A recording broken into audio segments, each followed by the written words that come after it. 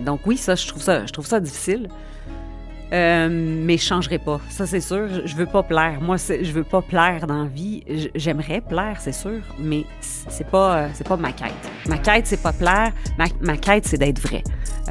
C'est sûr que ça fait mal quand on plaît pas. C'est dur. On se sent isolé, on se sent à la marge, on se sent regardé de haut. Moi, je le vis beaucoup. What's up tout le monde? Bienvenue dans un nouvel épisode du What's Up Podcast. Ici, votre animateur, Jer Alain, et j'espère que vous allez super bien. L'épisode de cette semaine est possible encore une fois grâce au soutien de nos commanditaires, procafetière.ca et les cafetières Bellucci. Donc, un énorme merci à eux de continuer de soutenir le What's Up Podcast. Si vous êtes tanné des cafetières qui tiennent pas à route puis qui pètent tout le temps, ben offrez-vous une cafetière Bellucci. Et si vous le faites, ben faites affaire avec procafetière.ca parce que c'est eux autres les experts en tout ce qui a rapport avec le café. Situés à Varennes, allez les voir en magasin ou commander rapidement et en toute sécurité sur leur site internet au procafetière.ca. Et si vous voulez m'aider sur une note plus personnelle, devenez membre au patreon.com/whatsuppodcast. Pour 3-4 pièces par mois, accédez au podcast sans publicité et ça dès sa sortie. Donc pas besoin d'attendre des semaines avant qu'il soit disponible pour tout le monde. Fait que là, je viens de finir avec mes pubs, mais si vous aimez le podcast, je vous encourage à en parler à votre entourage, à laisser un petit thumbs up, à y laisser un petit commentaire positif dans la section commentaires. Puis ou sinon, tout le monde, je vous dis un énorme merci et on se revoit la semaine prochaine et bon podcast tout le monde.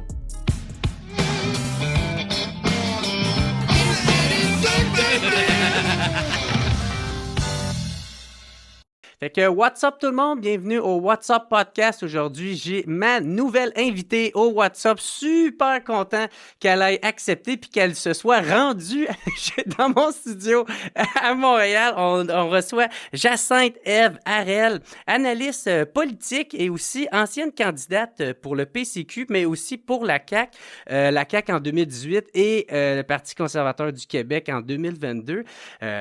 Merci et bienvenue au studio. Merci de me recevoir dans ce super studio. Je suis très impressionnée. T'es bien organisé. Yes, t'es super gentil. Merci beaucoup.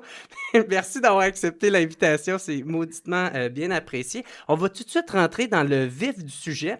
J'aimerais ça qu'on parle au fédéral, tu sais, le Parti conservateur du Canada. J'aimerais ça qu'on discute de savoir... quelle analyse tu fais justement de sa campagne qu'il a faite là, en 2025? Puis, c'est ça, on va commencer par ça. Ouais.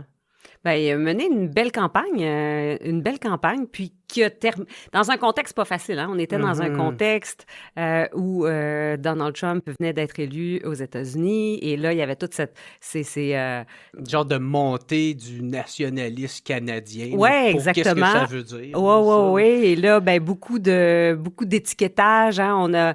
On essayait d'étiqueter le mouvement conservateur au mouvement trumpiste. On essayait de faire des associations. Alors, c'était quand même délicat pour le Parti conservateur du Canada de se positionner par rapport aux États-Unis parce qu'on avait l'impression qu'il marchait sur un champ miné. Là, si tu démontres des politiques pas assez confrontantes face aux États-Unis, là, tu vas te faire tout de suite accuser d'être complaisant puis d'être trop soft, d'être trop doux par rapport aux Américains.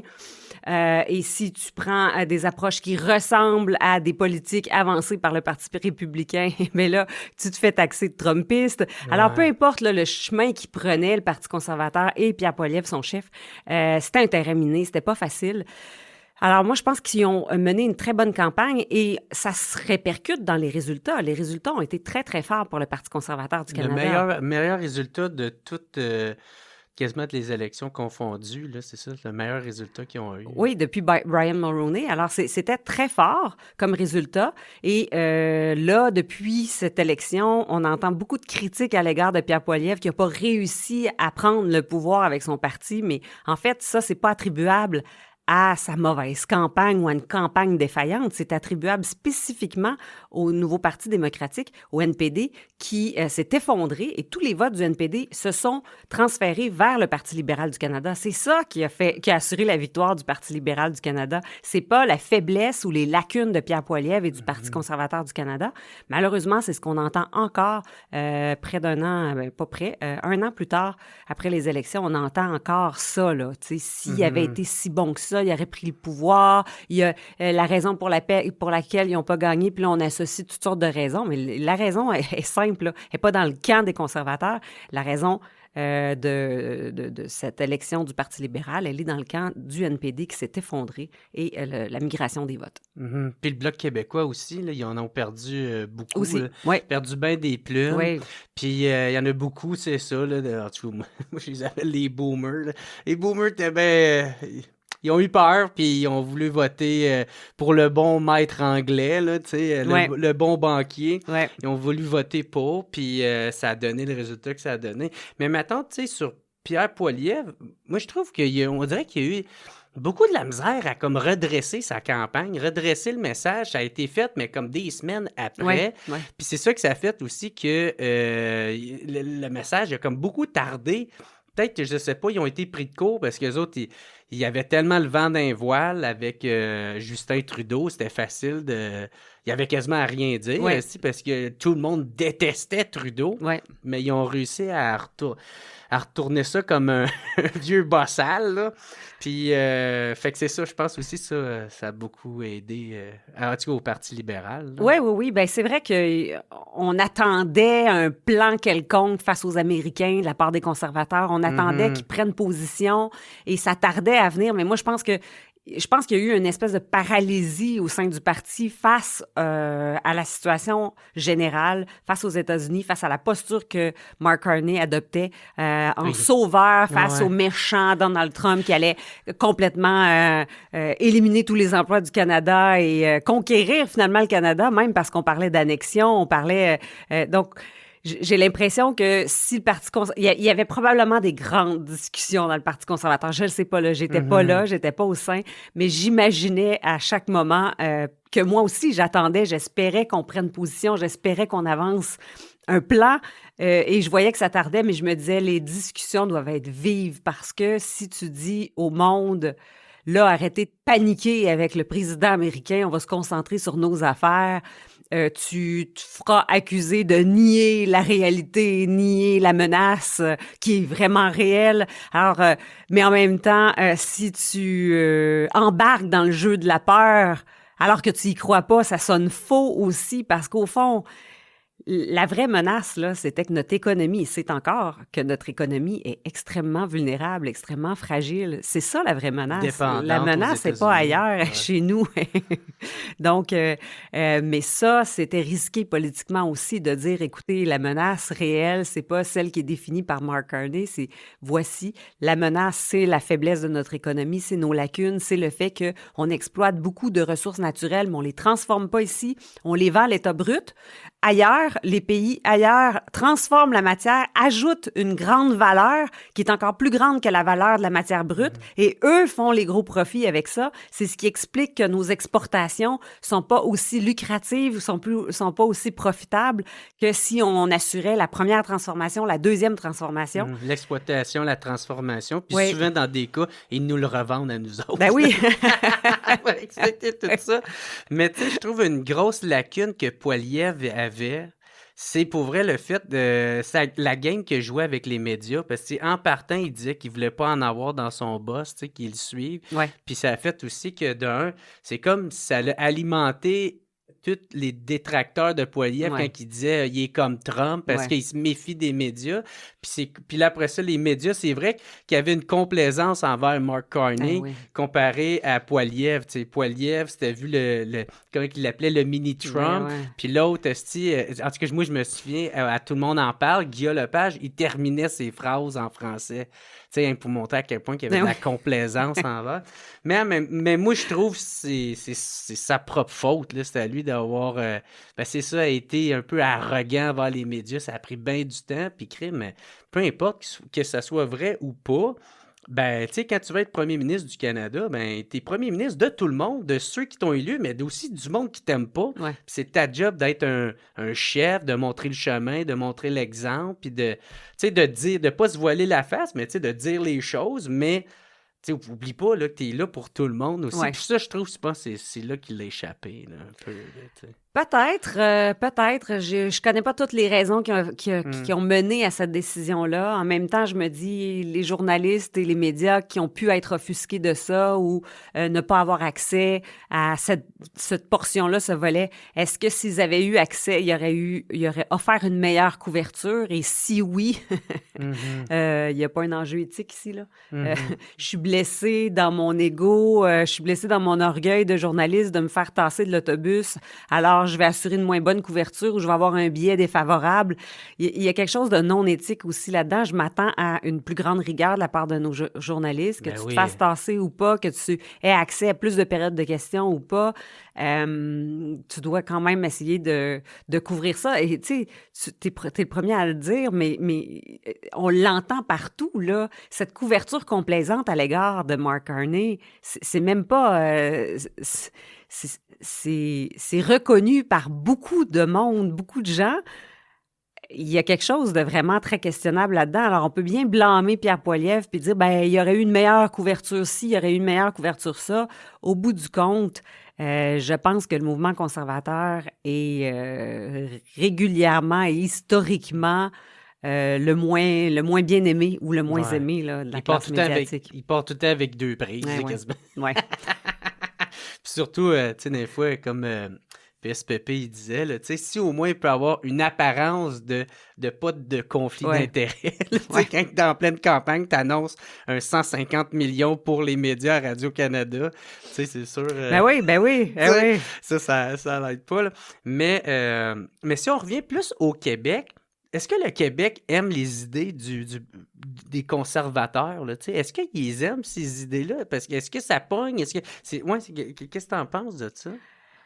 Je pense que si on connaissait mieux le programme du Parti conservateur au Québec, il serait plus apprécié. Puis je pense qu'il y a beaucoup de Québécois qui se retrouveraient là-dedans. Mais l'effet des messages est très fort. Les messages lancés notamment par le Bloc québécois. Le Bloc québécois, par exemple, qui dit le méchant pétrole de l'Alberta, ou que non, c'est pas le méchant pétrole, c'est le pétrole sale de l'Alberta. Les conservateurs sont pro-ouest canadien, pro-pétrole sale de l'Alberta. Ce message-là percole bien, il est puissant ça résonne fort chez les Québécois qui achètent ça parce que les gens n'ont pas nécessairement le temps de s'informer comme quand on travaille dans les médias puis qu'on doit être informé au quotidien de toutes les nuances et tous les détails des nouvelles. Fait que de la mésinformation. dans le Oui, fond. j'ai l'impression que les gens sont... On leur demanderait c'est quoi le programme du Parti conservateur du Canada. On ferait un vox pop dans la rue. Je suis pas certaine que les gens pourraient y répondre facilement. Donc, ils captent des lignes, des messages qui sont lancés ici et là par certains partis, le Parti libéral du Canada, par le Bloc québécois. Ils attrapent ça puis ils se disent, ben non, mais moi, je veux que les intérêts du Québec soient représentés. J'y tiens, moi, à mon Québec. Alors, je veux un parti qui s'occupe des intérêts du Québec. Alors, c'est le Bloc québécois. Ils pensent pas que les députés à la Chambre des communes à Ottawa qui siègent pour le Parti conservateur, mais qui ont domicile même au Québec, pensent pas que eux pensent aux intérêts du Québec. Ils associent tout de suite d'autres messages et ça, c'est bien dommage. Mais je pense qu'il y aurait un intérêt, mais il faudrait faire connaître davantage et comment c'est difficile dans cette lutte aux messages d'information qui sont lancés de toutes parts. Tout le monde se bat toujours pour que son message prenne le dessus et que son message soit plus fort. Parce que ça date pas de Poilievre, là. Même Harper, Ben oui. il y avait de la misère, Ben mais oui. lui, il avait montré qu'il pouvait rentrer majoritaire sans le Québec. Ben tu oui. sais. Fait que c'est ça, on dirait que ouais, c'est comme si le Québec avait une réticence à vouloir embarquer là-dedans. Mais moi, parce que moi, c'est facile pour moi de répondre, tu sais, parce que moi, je suis souverainiste, tu sais, moi, je hais le Canada, j'en veux pas de Canada, tu sais, j'haïs pas les Anglais, mais l'État fédéral, je veux rien savoir de ça, fait qu'il soit conservateur, NPD ou libéral, je m'en calisse, je crisserais ça dans le fond d'un ravin, Ouais. je veux rien savoir de ça, là, tu sais. Ouais. Mais c'est ça, il y en a, c'est beaucoup plus compliqué que... En tout cas, que ça semble paraître, parce que, tu sais, c'est comme la même gang qui vote, mettons, je sais pas, qui vont voter pour le PQ, qui vont vouloir avoir PSPP majoritaire. Ça va être la même gang qui vont voter pour un carnet. Ben oui. Genre, c'est super paradoxal. Il n'y a comme rien à comprendre de ça, puis ça date pas d'aujourd'hui. Ouais. C'est la même affaire avec René Lévesque, Ben oui. puis Pierre Elliott Trudeau, Ben oui. qui était super centralisateur, puis genre détestait le Québec quasiment. Ben, quasiment, c'est pas mal ça. Puis René Lévesque qui voulait faire du Québec un pays, tu sais. Ouais. Oh, oui. Ça n'a rien comprendre des fois, là, tu sais. Ouais.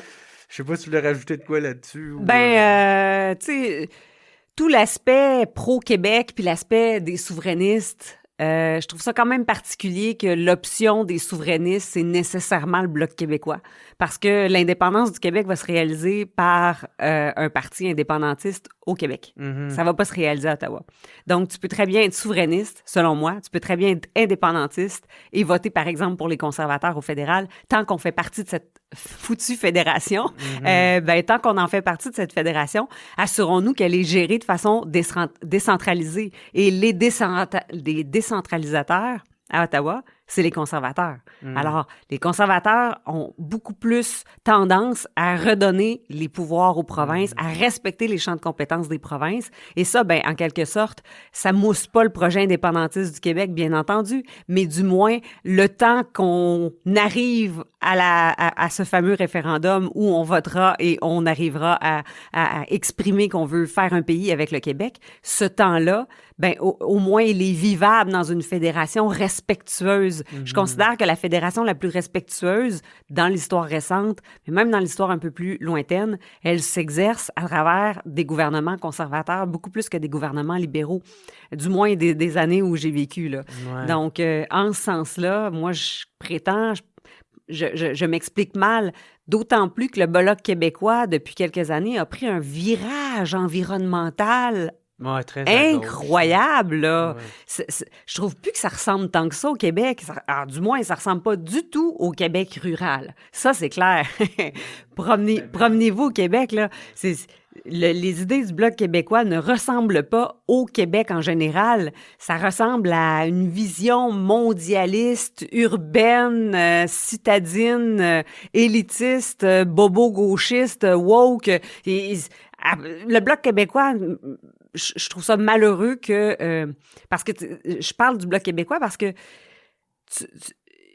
il y a eu un poids nécessaire dans l'élection fédérale. Il y a un poids nécessaire. Et si les Québécois souverainistes qui ont de la couenne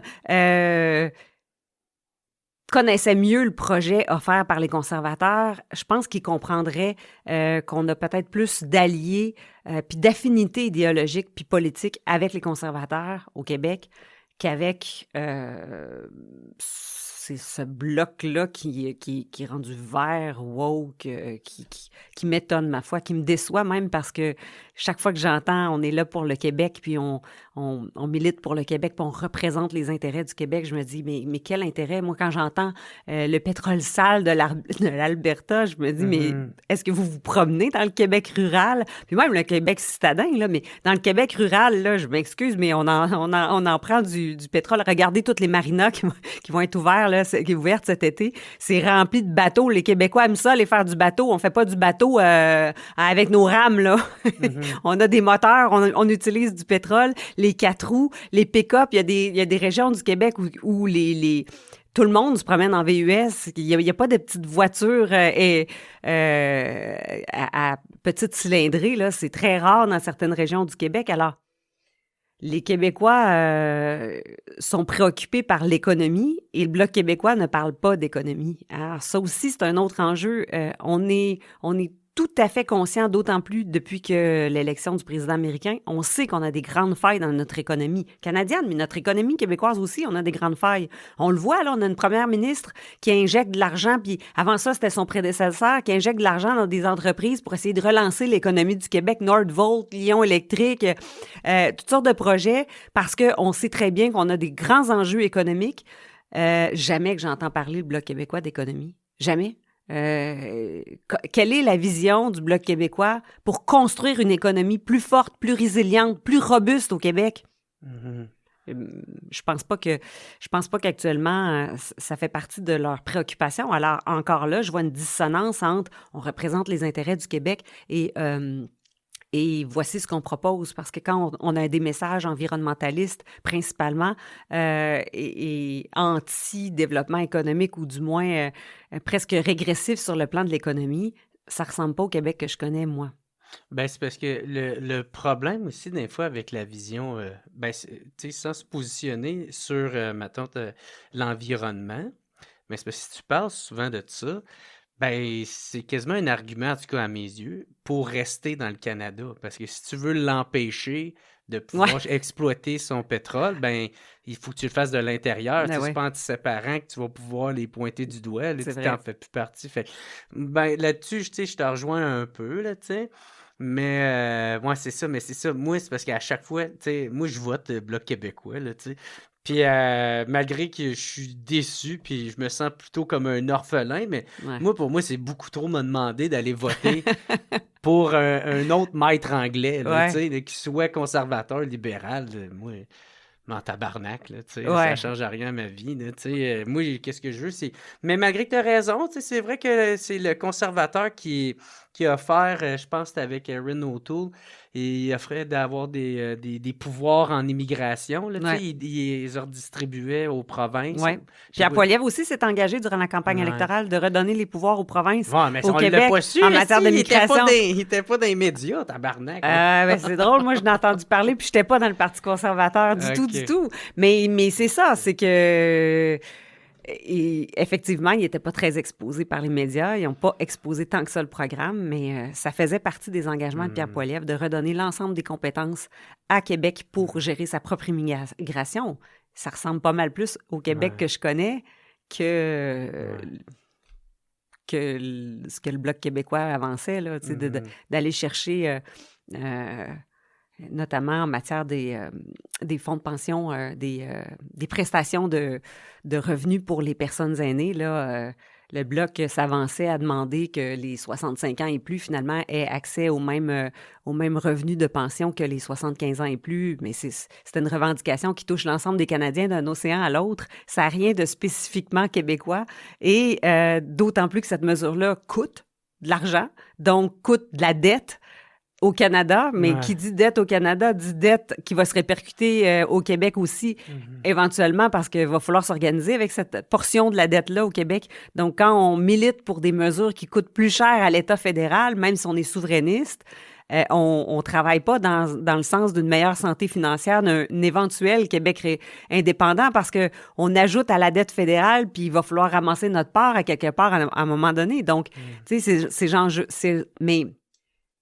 Je viens de prendre plusieurs minutes, plusieurs secondes pour exprimer tout ça. Dans les médias, on présente des messages très courts. Alors, ça s'est peut-être pas rendu dans l'oreille de tous les téléspectateurs, tous les auditeurs, tous les citoyens non plus. Ben, si on parlait de Mark Carney, qu'est-ce que tu penses de sa première année à Mark Carney? Là, je sais que je te provoque là, en disant ça, là, mais ouais, c'est ça, je te laisse aller. Ben, tout d'abord, son anglais, quel beau lapsus.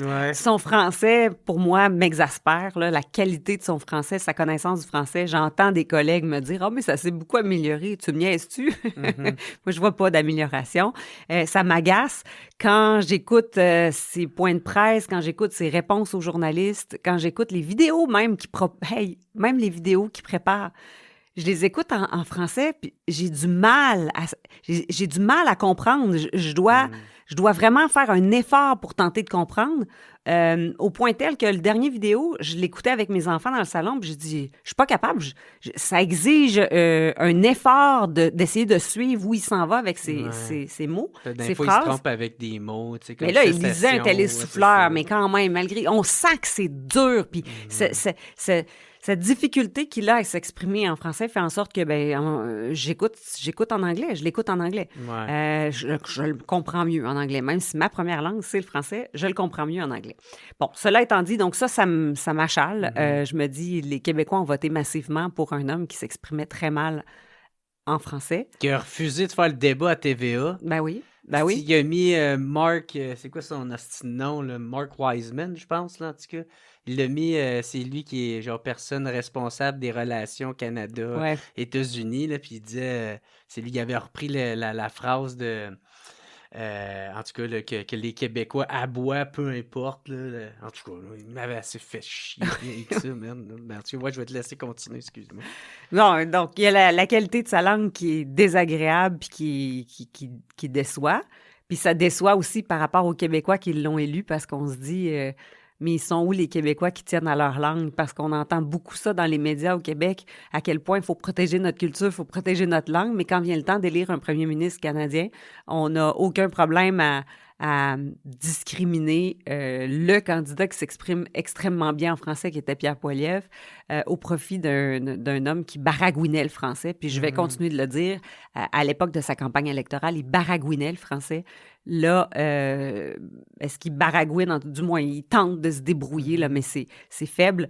Mais on dirait Donc, que les Québécois sont comme pas capables de... On dirait qu'ils font pas le lien entre le fait que c'est à Ottawa, puis ça va avoir un impact sur, ben oui, sur leur vie. On dirait que quand c'est Ottawa, c'est comme c'est tellement loin, ouais. c'est comme, ah, c'est pas grave, c'est pas nous autres. Tu sais, on dirait qu'ils demandent moins d'efforts ou moins de... C'est ça, ils vont être moins intransigeants. Mais quand, parce que je pense que si on présenterait la même personne dans ce style-là au provincial, il passerait Ben non, jamais. ben Là, non, tu sais, là. ben non. Non, effectivement. Puis, il y en a qui vont dire, oui, mais là, tu t'enfarges d'un fleur du tapis, c'est juste une langue. Non, c'est pas juste une langue, c'est aussi toute la culture qui vient avec. Ça veut, tu sais, une mauvaise qualité de français comme ça indique qu'il n'est pas en contact avec des Québécois tant que ça. Ça indique qu'il ne baigne pas dans un environnement humain où il y a des Québécois autour de lui qui partagent la culture québécoise. Donc, il connaît mal nos enjeux au Québec, il connaît mal notre personnalité, il connaît mal notre culture. La langue, c'est aussi une fenêtre sur tout un univers et on a l'impression qu'il ne connaît pas l'univers québécois et ça, c'est extrêmement triste. Parce que, par exemple, dans les négociations avec les États-Unis, l'accord de libre-échange Canada, États-Unis, Mexique, ben, on peut facilement être apeuré que les concessions qui seront faites seront au détriment du Québec. Parce que, est-ce qu'on est cher à son cœur? J'en doute qu'on soit cher à son cœur. Quand quelqu'un ou quelque chose, ou quand une nation est chère à ton cœur, tu la connais bien, tu t'y intéresses. Alors, ça fait peur aussi dans ces négociations-là. Puis bon, ben voilà, ça c'est mon deuxième point. Face aux États-Unis, il s'est projeté en sauveur, il s'est projeté en homme fort, en homme de raison, en homme capable de résoudre les tensions qui naissaient l'année dernière avec les États-Unis. On se retrouve un an plus tard, les tensions sont toujours là, sont toujours présentes, il n'y a rien de réglé. Il a même attisé une espèce de feu anti-américain en multipliant les prestations où il s'engage à révolutionner le Canada, à transformer notre économie puis à la rediriger vers l'Europe. Ça fait partie d'un bouquet de mesures qu'on peut avoir en place, là, je l'entends là, à longueur de journée, plein de monsieur, madame, tout le monde qui disent « Ben oui, mais il faut diversifier nos exportations, c'est juste ça l'enjeu. » Ben oui, il faut diversifier nos exportations, bien sûr, mais il y a des limites à diversifier nos exportations. Il faut que ce soit rentable. On vit dans un monde où tout est monétaire, tout est monétisé. On vit dans une époque de commerce. Et cette époque-là n'est pas nouvelle, là. C'est le commerce qui régule les relations. Alors, en matière de commerce, il faut être compétitif. Si on vend des 2x4 aux États-Unis et que là, on dit non, on ne va plus exporter nos 2x4 aux États-Unis, on va l'exporter ailleurs. Est-ce qu'on est capable d'exporter nos 2x4, notre bois d'œuvre, en Europe à coût compétitif? Ben non. Non, parce que le coût de transport fait en sorte qu'on arrive avec un prix complètement déraisonnable à l'autre côté de l'Atlantique et là-bas, sont capables de s'approvisionner en bois d'œuvre ailleurs à coût plus compétitif. Donc, il y a des limites aussi à dire on va diversifier nos exportations. Je trouve que c'est chanter la pomme aux électeurs, c'est les prendre pour des ignorants et c'est compter sur une grande naïveté des Canadiens que de lancer des messages comme ça sans grand dossier derrière, là. Et il multiplie, l'autre chose, c'est qu'il multiplie les rencontres bilatérales, multilatérales, en Europe, en Asie, pour faire croire qu'on a des nouveaux engagements, des nouvelles ententes. Des deals. Ouais, mais ces ententes-là, c'est la plupart du temps, sauf peut-être exception, mais c'est la plupart du temps des engagements à vouloir collaborer ensemble. Donc, on se rencontre, là, le Canada rencontre le Japon et ils s'entendent, là, pour dire, oui, on a convenu l'entente qu'on on va collaborer ensemble. On veut faire des affaires ensemble, alors on conclut cette entente-là. Il n'y a aucun engagement financier, il n'y a aucun revenu, il n'y a aucun chiffre associé à ça. C'est des vœux pieux, c'est...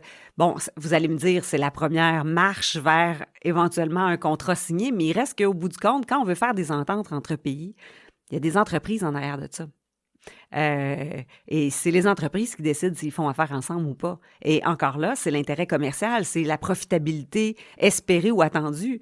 Donc, les Japonais, les Canadiens, au niveau gouvernemental, au niveau diplomatique, peuvent bien se dire « Ah oui, on veut faire des affaires ensemble », mais s'il n'y a pas d'entreprise japonaise qui veut acheter du matériel canadien ou vice-versa, il n'y arrivera rien, là. Puis ça, c'est l'autre chose aussi. Ça m'amène à qu'est-ce qu'on a à vendre au Canada? Parce que oui, on va certainement avoir plein d'intérêt à acheter des trucs japonais. Mais qu'est-ce qu'on a à vendre au Japon? Pour l'instant, on vend du porc, on vend des produits d'érable, on vend... mais est-ce qu'on va leur vendre du bois d'œuvre? Est-ce qu'on va leur vendre notre aluminium puis notre acier? C'est ça aussi, il faut regarder qu'est-ce qu'on a à vendre dans notre brouette. Là. Quel matériel j'ai à vendre au Canada? Qu'est-ce que je fabrique qui peut intéresser ailleurs? Puis à quel coût? On dirait que ces exercices-là sont pas faits en amont. Sont pas faits ou sont faits, mais on compte sur la naïveté des gens. On compte sur le fait que les gens, monsieur, madame, tout le monde sont occupés, les enfants, le travail, le boulot, le sport des enfants, les games de hockey à télé. On écoute un peu les nouvelles. Alors, on compte sur cette ignorance-là des gens ou cette naïveté parce que c'est facile de lancer des messages. On va s'occuper de votre économie. On va s'occuper de notre économie. On va faire des deals. On va faire des ententes. Regardez, ça fait 18 pays que je visite et dans les 18 pays, là, on a multiplié les ententes. On va collaborer ensemble. On va vendre quoi? À quel prix? En quelle quantité aussi? Il y a aussi une question de quantité. Le volume et la quantité de biens qu'on exporte aux États-Unis, ça va rester nos principaux clients. C'est mathématique à un moment donné, à moins qu'on se mette à subventionner tout. Si le gouvernement canadien dit « on va subventionner le bois d'œuvre », là, à côté, vous allez voir, on va être capable de vendre notre bois d'œuvre en France puis au Portugal. Mais ça va être soutenu de manière artificielle. Ben oui, c'est pas de la vraie économie de marché, là. Ouais. Mais le pire, c'est que ça marche. Ouais. Ça marche. Même au Québec, c'est là qu'ils préfèrent. Là, le dernier sondage en date d'aujourd'hui, là, 63% au Québec qui sont contents de tuner. Fait que, mais c'est ça. C'est un peu, des fois, triste à dire, là, mais je sais pas, on dirait qu'à un moment donné, la bulle, elle va-tu péter? Parce que c'est ça en ce moment. Là, ils sont dans une lune de miel. Est-ce qu'elle va continuer, cette lune de miel-là, d'après toi? Là? Je sais que c'est de la politique fiction. Oui. Mais... Ben, si on regarde Justin Trudeau, qui n'avait pas le même CV, mais qui avait... le CV de son père. Mais il était enclin quand même à dépenser énormément, parce qu'on va se le dire, le Mark Carney dépense énormément. Mark Carney ne redresse pas notre budget là, au Québec. Ben non, en ce moment, c'est pas ce qui se passe. 67 milliards en déficit qui rajoute sa dette. Oui. Donc, si on se fie à l'ère Trudeau qui nous endettait, puis a doublé la dette sous son règne, et on voit la trajectoire de Mark Carney qui s'engage à subventionner tout ce que l'économie de libre marché ne réussit pas à atteindre au Canada, l'État pallie en ce moment avec les mesures de Carney qui est très interventionniste dans l'économie. Donc, il nous endette beaucoup. J'ai l'impression qu'on est sur la même pente et quand ça va s'arrêter, ça va s'arrêter, j'ai l'impression, de la même manière que ça s'est arrêté avec Justin Trudeau. Comment ça s'est arrêté avec Justin Trudeau? Les médias, à un moment donné, ont arrêté de nous le présenter comme l'enfant prodige, ont arrêté de nous le présenter comme le meilleur premier ministre du Canada qu'on ne pouvait pas rêver. J'ai l'impression que ça va être la même chose tant et aussi longtemps que la classe médiatique. Puis là, quand je dis les médias, c'est les journalistes, c'est les chroniqueurs, c'est les analystes politiques. Il y a un grand vent favorable et tant que ce vent-là favorable ne va pas aller à l'encontre ou tirer la sonnette d'alarme et dire « Wow, il y a quelque chose qui se passe là. On est en train, encore une fois, de redoubler la dette. L'exploit réussi par Justin Trudeau de doubler la dette en 2 mandats, il va être réalisé par Mark Carney aussi. Tant qu'il n'y aura pas ce réveil-là de la part des médias, je pense qu'il y aura toujours cette complaisance-là qui se vend bien, qu'on est en contrôle, on a l'homme de contrôle à la tête du pays. Et on présente encore toute l'instabilité et toutes les lacunes de notre pays comme étant la faute de notre voisin américain. Ben oui, tu sais, puis le pire là-dedans, là, c'est que quand tu regardes le dernier état financier, là, le budget financier que je pense que c'est Christina Freeland a présenté là, en prévision, ben Carney, il a réussi à faire pire qu'elle. Ben oui. Tu sais, puis de beaucoup, là, d'une affaire genre de 20 milliards, là, tu sais. Là. Fait que il fait pire, puis déjà que c'est la même équipe, là, parce qu'il faisait déjà partie, il était déjà dans l'entourage, là, tu sais, c'était un des conseillers de Justin Trudeau. Puis lui, il réussit à faire pire, tabarnak, puis ça marche encore. Mais c'est ça, on va voir jusqu'à où ça va. J'ai l'impression que la dette, le déficit, c'est des concepts abstraits pour les citoyens. Pourtant, on a tous des dettes où j'envie ceux qui n'en ont pas, mais on connaît à titre individuel ce que c'est qu'une dette. On connaît ce que c'est que des intérêts sur notre dette. Mais à titre collectif, j'ai l'impression qu'on se déresponsabilise beaucoup. Parce qu'au fond, on grandit en entendant parler de la dette puis du déficit. Mais est-ce qu'on le vit tangiblement? Cette dette qui s'alourdit, ce déficit, on l'entend, on voit les chiffres passer, mais je pense qu'on mesure mal l'impact que ça a dans notre quotidien. Il y en a un impact, il y en a des impacts. En fait, c'est pas un, il y a plusieurs impacts dans notre quotidien. Tout augmenté, l'inflation. Ben oui. La pire inflation de tous les pays, je pense du G7 ou du G20, c'est au Canada. Puis ça a augmenté de 6% à cause de fucking churning, tu sais, là, fait que... Oui, puis on voit pas non plus le fait que cette dette et ce déficit, on paye beaucoup en intérêt sur la dette et donc c'est de l'argent qu'on met sur l'intérêt de la dette, on le met pas sur la construction de nouveaux hôpitaux, de nouvelles écoles ou des meilleurs services. Des infrastructures. Alors, je suis pas certaine que ce lien-là est fait par tout le monde et bien ressenti par tout le monde, qu'au bout du compte, si nos autoroutes sont tout croches, on va parler du fédéral, mais au bout du compte, de toute façon, il pourrait y avoir des meilleurs transferts aux provinces. Fait que même les services en santé, par exemple, les transferts en santé qui sont demandés par le provincial au fédéral, on aurait certainement des meilleurs transferts en santé si le fédéral administrait le budget correctement. Mais c'est pas le cas. Alors, on doit vivre avec des services déficitaires partout. J'aimerais qu'on change de sujet. J'aimerais qu'on parle des mouvements féministes. J'aimerais ça parce que tu es une femme que tu tournes beaucoup dans la sphère politique. Tu t'es engagée et tu es candidate à 2 reprises. Tu commandes beaucoup aussi l'actualité, puis tu t'assumes en étant une femme de droite. Tu sais. Comment tu vois les mouvements féministes aujourd'hui? Trouves-tu qu'ils ont changé? Trouves-tu...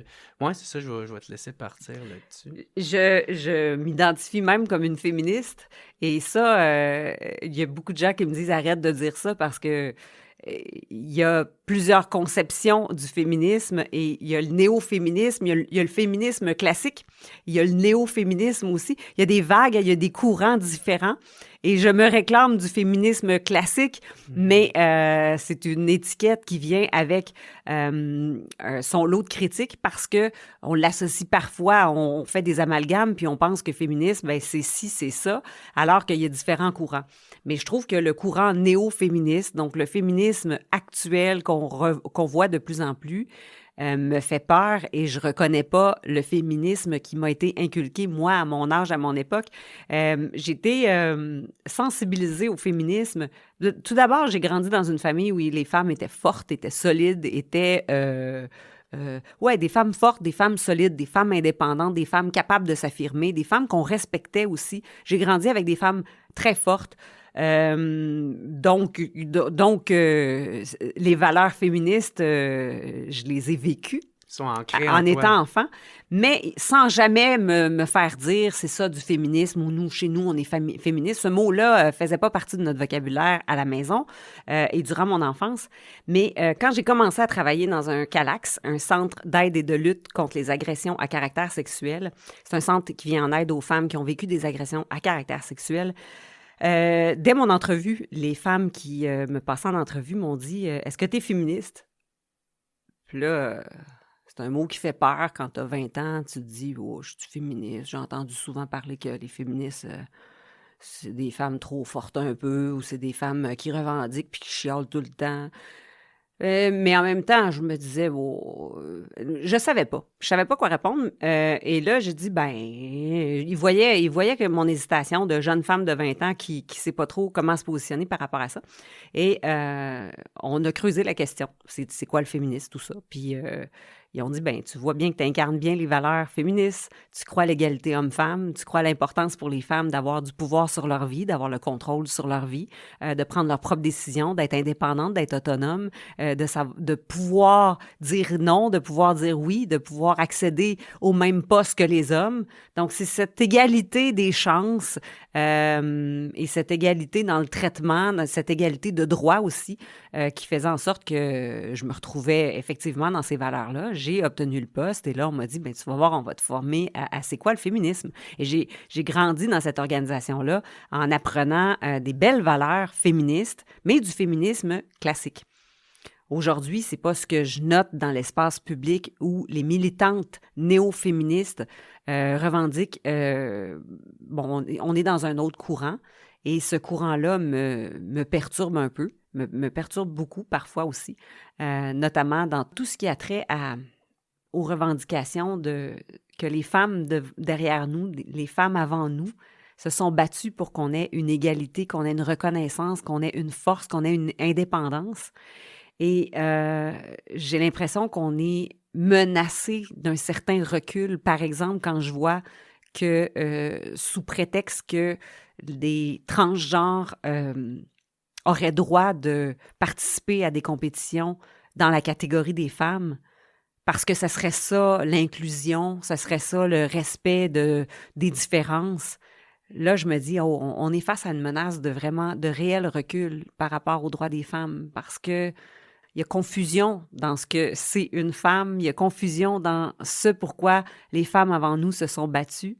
Et on lutte pour lutter, mais on ne se pose pas tant de questions que ça. Alors, ce courant-là m'exaspère. Mm-hmm. C'est ça, il n'y a pas un consensus à l'intérieur même de ces mouvements-là féministes, parce que ça, c'est pas un bloc monolithique. Là, non, c'est ça. Il y a plusieurs groupes, mais entre elles, ils ne s'entendent pas tous, et même pas, c'est ça, sur plusieurs points aussi. Oui. Puis toi... Quand tu t'affirmes femme de droite, femme politicienne de droite, est-ce que tu vois une contradiction? Des fois, on dirait que tu n'es comme pas vu comme étant une femme, tu es encore vu comme un démon là, à combattre. Puis tout ça, quand au contraire, il me semble... En tout cas, l'idée derrière, ça serait peu importe, aussitôt qu'une femme est élue, on devrait embrasser ça parce que c'est un gain et c'est une victoire pour la femme et peu importe ton allégeance politique. Oui. Des femmes de droite, c'est plus rare, on le voit dans les sondages, quand on différencie les réponses des candidats par le sexe, on voit que les femmes ont des tendances plus à gauche.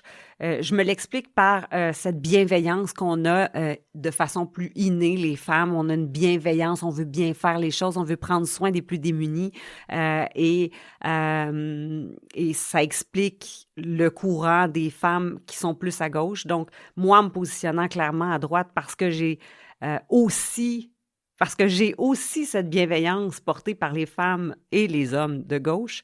La bienveillance envers les plus démunis, les plus vulnérables de la société, je l'ai.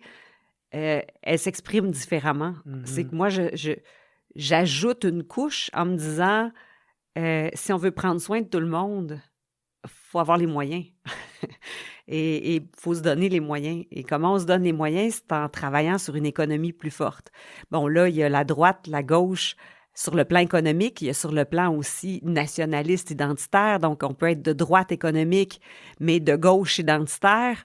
Je ne veux pas mêler tout le monde, mais la gauche et la droite, c'est pas un continuum à 2 dimensions. C'est un continuum, c'est plus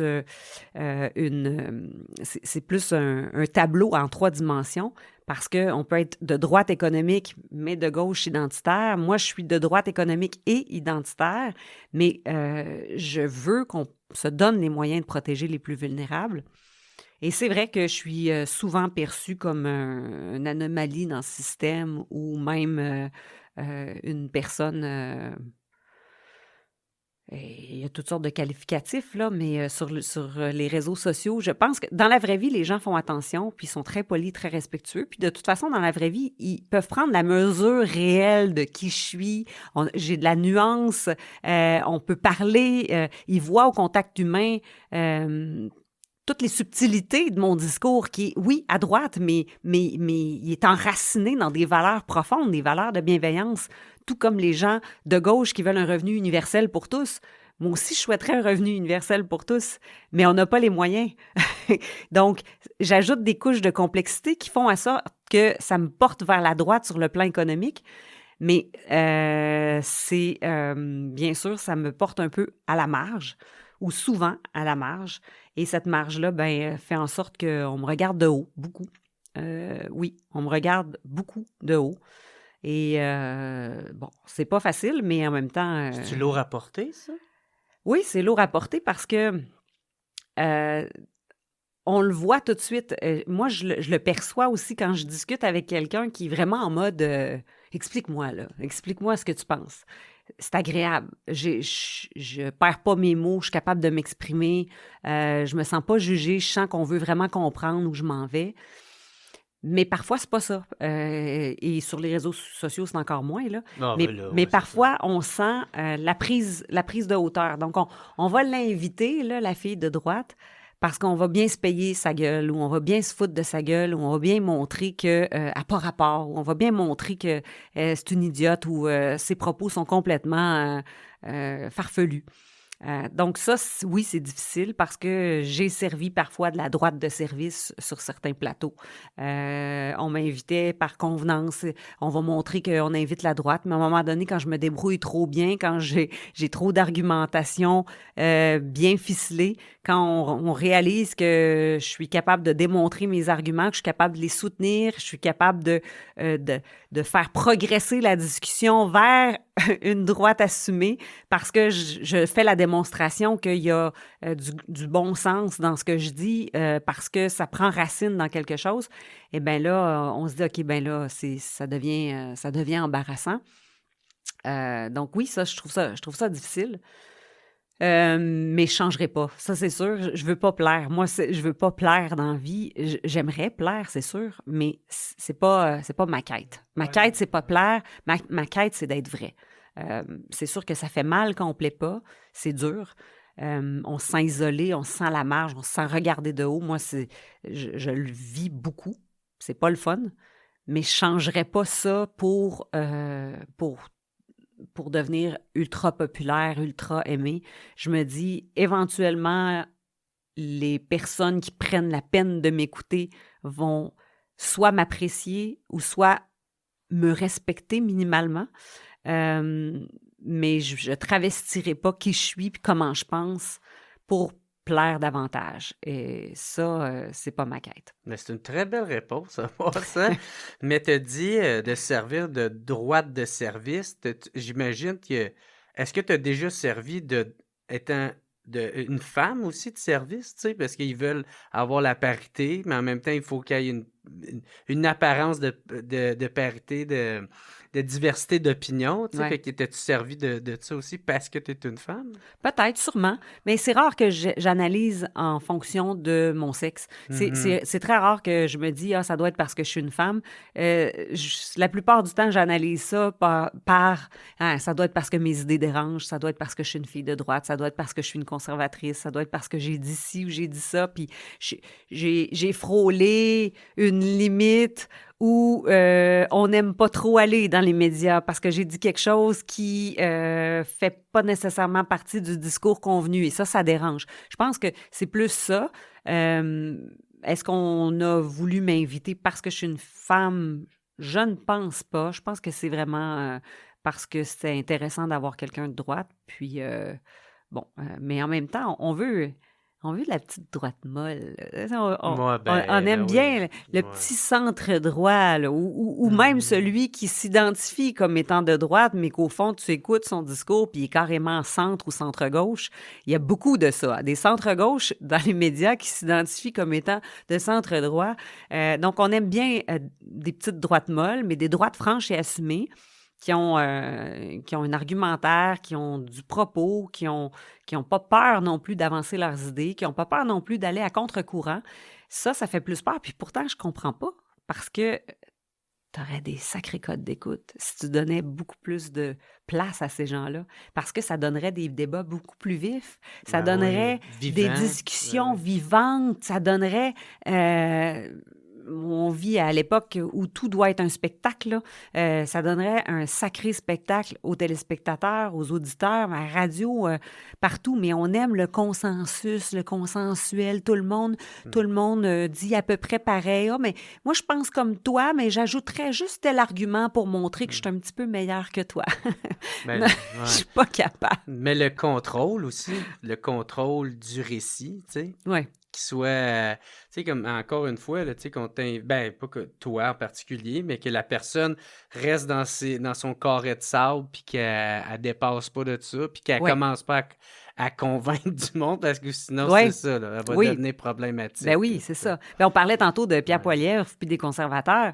Les voix dites conservatrices à la télé qui sont restées, la grande majorité, ce sont des voix qui appuyaient Erin O'Toole, qui appuyaient Jean Charest, des voix qui appuyaient des candidats à la course à la chefferie du Parti conservateur du Canada, autres que Pierre Poilievre, et qui sont très virulents à l'égard de Pierre Poilievre, puis qui remettent toujours en question son leadership. C'est ces voix-là qui sont restées. Donc, des voix qui nuisent au mouvement conservateur actuel, finalement. Parce que même si ces gens-là se disent « Non, mais moi, je suis conservateur, c'est juste que j'ai le droit de critiquer le chef. » Ben oui, tu as le droit de critiquer le chef, bien entendu, mais c'est juste que quand tous les soi-disant conservateurs que tu portes à l'écran puis que tu portes sur les ondes radio, c'est des gens qui sont virulents envers le leader actuel. Tu nuis au mouvement actuel conservateur.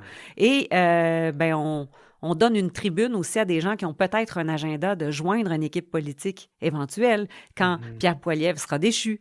Moi, je n'ai pas d'agenda. Je ne vais pas dans les médias pour travailler une carrière ultérieure. J'ai pas de plan. J'ai pas de plan. J'ai pas de clients non plus parce qu'il y a beaucoup de ces analystes politiques-là qui ont des clients qui font du travail de consultation en parallèle. Donc, moi, je fais pas de consultation. Donc, ça me coûte la peau des fesses de pas faire de consultation, sauf que c'est une liberté qui me coûte cher, mais c'est une liberté que j'ai.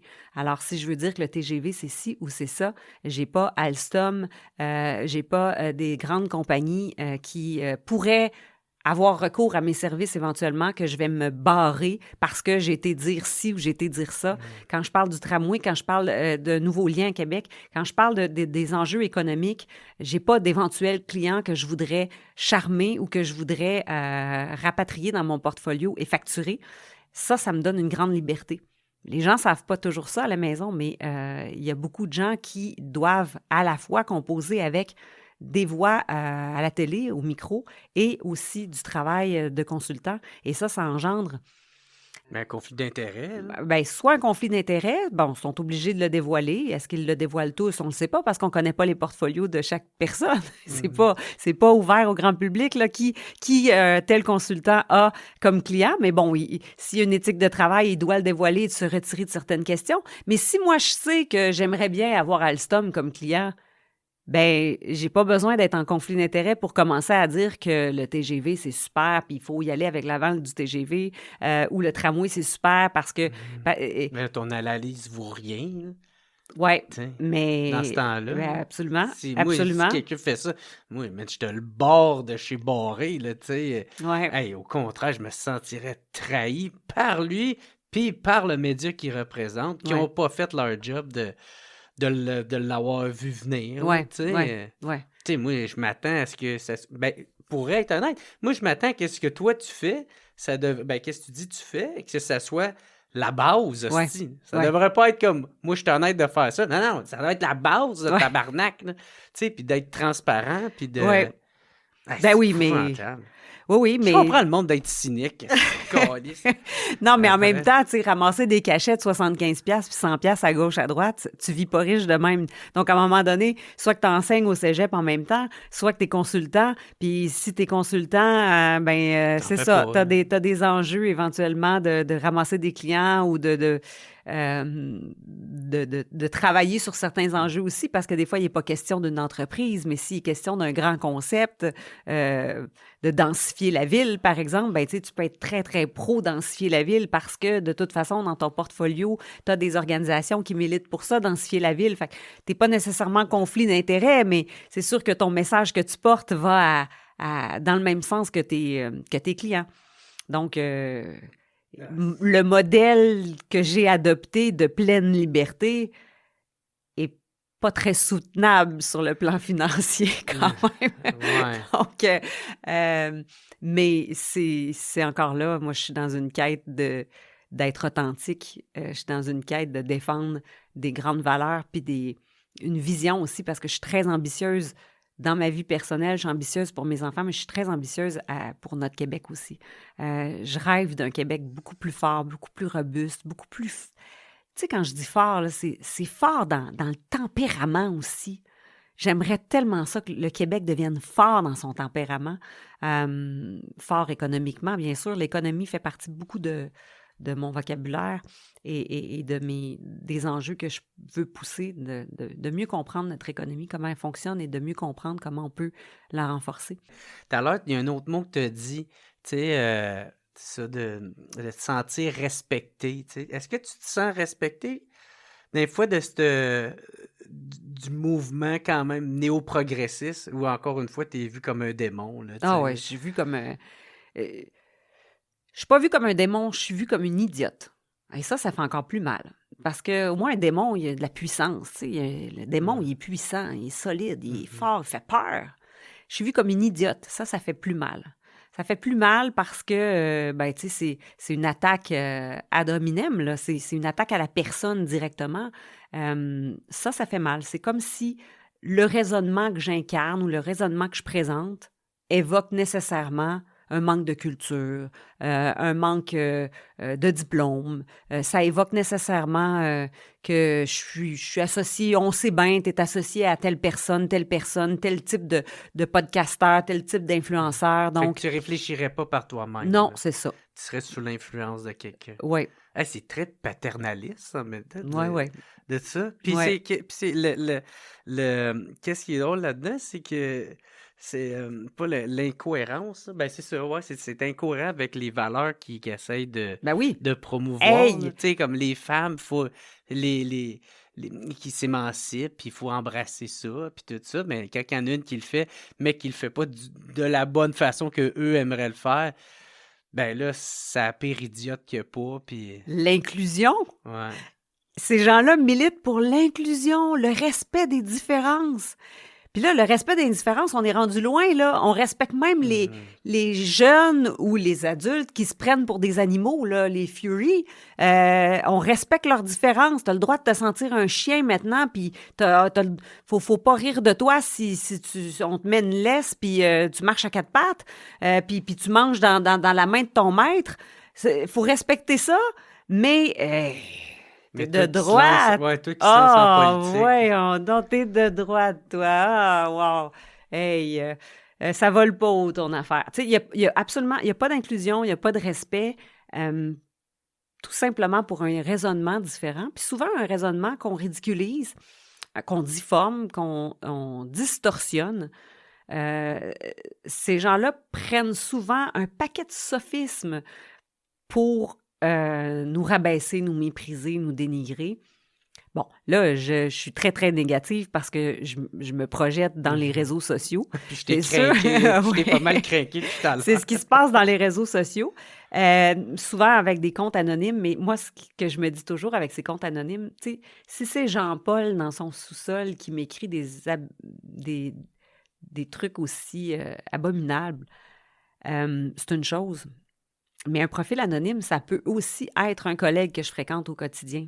Ça peut aussi être quelqu'un qui a une grande tribune à la radio ou à la télé, puis qui s'amuse avec des comptes anonymes comme ça, et qui ne m'a jamais invité sur son plateau et qui ne m'invitera jamais parce qu'il me méprise et il passe son mépris à travers un compte anonyme. Moi, j'ai toujours ça en arrière de la tête. Si c'est Ginette ou Jean-Paul dans son sous-sol qui n'a jamais rien accompli de sa vie, C'est ben quelque oui, chose, je devrais tourner ouais. la page, mais je sais pas. Est-ce que c'est aussi une fille ou un gars avec qui je travaille puis qui, dans la vraie vie, me fait la bonne façon, mais qui peut pas me supporter puis déverse le fond de sa pensée à travers ces comptes-là? Je sais que ça sonne étrange, mais ça fait partie quand même d'un dialogue intérieur qu'on a parfois quand on lit ça, parce que à travers ces insultes-là et à travers ceux qui reviennent constamment, et quand on va voir qui sont leurs abonnés, à qui ils sont abonnés, ben là, tout d'un coup, tu te rends compte, mon Dieu, ce troll-là qui a 500, 300, 200 abonnés, hein? Dans ses abonnés, dans les gens qui se sont abonnés à ce compte-là, il y a des élus, il y a des attachés politiques, il y a des gens des médias qui s'intéressent à ce kidam anonyme qui lance des insultes à tout le monde. C'est étrange. C'est étrange. Donc, c'est sûr que on finit par se dire « Ah, mais qui sont ces gens? » Mais bon, si on sort de la toile, c'est vrai que sur les plateaux, il y a un grand respect, particulièrement quand je fais les débatteurs, une émission de vrais débats, où on est 2 pour, 2 contre, toujours sur une question. Je dis un vrai débat, à nouveau, oui. Ouais. Je dis un vrai débat parce que, bon, d'autres tribunes prétendent avoir des débats, mais ils mettent des débats avec tout le monde qui pense pareil ou... Ben oui, Alain Raes, qui est supposé être conservateur. C'est pas parce que t'as le nom conservateur que tu l'es. Là, Bon, Alain Raes fait partie des débatteurs, fait que je parlerai pas d'Alain Raes. Bon, Il fait partie de mes collaborateurs à nouveau aux débatteurs. Mais cette émission place vraiment des gens qui sont pour et contre, puis on n'invente pas des positions, là. Ils nous demandent à chaque jour, tu penses quoi de telle question? On dit le fond de notre pensée, puis eux, ils composent des équipes. Ah, ça va être bon, on va mettre Jacinthe contre François Lambert là-dessus, Alain Reyes. Et puis là, on s'affronte. Et il y a une belle camaraderie qui s'est formée. Au départ, dans cette équipe-là, il y avait beaucoup d'appréhension de la part des collègues qui sont positionnés plus souvent à gauche, là. Ah ouais, t'invites Jacinthe Varel, ah ouais. Mais avec le temps, on a appris à se connaître, on a appris à débattre. Ils ont vu aussi que je débat avec une grande éthique de travail. C'est bien important pour moi de pas utiliser de sophisme. Je peux peut-être, là, il y en a peut-être qui vont s'amuser à essayer de trouver si j'en ai fait à un moment donné, là. Ben, il y a personne de parfait, là, tabarnak. Mais ça fait partie de ma ligne de conduite. Ben oui. J'essaie de pas déformer les propos de l'autre puis dire, là, ce que tu viens de dire, que les pauvres, on s'en fout, ben, je suis pas d'accord avec ça. Puis là, c'est l'autre pas personne ça, fait hein. comme, j'ai jamais dit que les pauvres, on s'en fout, tu sais. Mais Puis là, il attaque. ben ça oui, après. ben oui, il attaque Ah ouais, ça, c'est qui est l'homme de paille. Le sophisme Le de sophisme l'homme de de... paille. Oui. Donc, je me fais une grande rigueur là, de débattre sainement, éthiquement, puis j'essaie de toujours rehausser mon niveau. Ça devrait être ça, la base, sacrément. Ben Tu oui. sais, je vois pas qu'est-ce qu'il y a de jouissif avec soi-même d'avoir réussi à fermer la gueule à quelqu'un, mais avec plein de sophismes, Ouais. puis avec des faux arguments, des Ouais. faux chiffres, des faux... Il y a rien à se vanter de ça, là, Ouais. tu sais. Pour moi, Ouais. t'es un peu idiot, là, Ouais. tu sais. Ouais. Le but dans la vie, c'est d'arriver à faire en sorte que une construction, que la discussion finisse avec de quoi de constructif, tu sais, que ceux qui vont avoir écouté ça, ben, tu sais, ils repartent avec des outils en dedans d'eux autres, puis s'ils se questionnent entre eux, mais tu sais, c'est quoi le but, de farmer la gueule à quelqu'un? C'est juste tellement de quoi, encore l'image, l'ego, tu sais, toutes des affaires qu'on pourrait peut-être beaucoup plus se passer, là, tu sais, là, mais ouais. Il n'y a pas beaucoup d'espace de débat au Québec. Il y a cet espace-là, et je tente de l'utiliser du mieux possible, puis d'essayer de garder une grande ligne de conduite, une grande éthique de travail, parce que je trouve ça sain, des beaux débats. Je trouve ça sain quand on enrichit mutuellement notre argumentaire, notre point de vue. Oups, attention, tu es en train de me tirer vers toi parce que je sens qu'effectivement, là-dessus, ton argument est fort, qu'est-ce que tu veux? Mais vice-versa. Puis ça, c'est une belle danse qui est intéressante, puis qui enrichit parce qu'on termine la conversation, puis on se dit, OK, là-dessus, j'avais pas pensé à tout, mais c'est vrai qu'il y a des failles dans ma façon de voir les choses, il y a des failles dans la sienne aussi. De toute façon, la vérité, tu sais, c'est une très mauvaise manie qu'on a de penser que la vérité est toujours entre les deux. La vérité, parfois, est de ton côté, parfois, est du mien, parfois, est ailleurs aussi. Et, tout n'est pas dans un continuum ou dans une logique binaire. Et je trouve ça intéressant de rehausser avec un débat sain, un débat éthique. Ça, on réussit à le faire à cette émission-là, puis je suis vraiment contente. Mais j'aimerais ça qu'il y en ait plus de débats, qu'il y en ait davantage, puis aussi qu'on devienne plus rigoureux face à tous ceux qui entreprennent d'argumenter puis de débattre en faisant attention à ne pas tomber dans les sophismes, à ne pas tomber dans discréditer le point de vue de l'autre ou discréditer carrément la personne. Mais là, c'est ça, on parle du sujet des médias. Fait que, on va rentrer dans le sujet, si tu me le permets.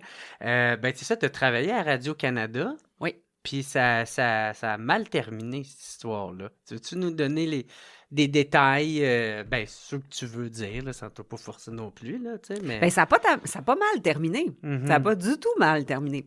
J'ai travaillé à Radio-Canada à l'émission Zone Info avec Gérald Filion à RDI. Donc, j'avais deux apparitions par semaine à cette émission où on faisait des débats. Pas le même type de débat, 2 pour, 2 contre, mais c'était quand même du bon débat avec des invités là, de la gauche jusqu'à la droite, au centre, des propos nuancés puis recherchés qu'on avait à cette émission. Et juste avant les élections fédérales canadiennes, quelques semaines avant, là, on sentait que ça s'en venait, ça bouillonnait, on est sur le point de tomber en élection.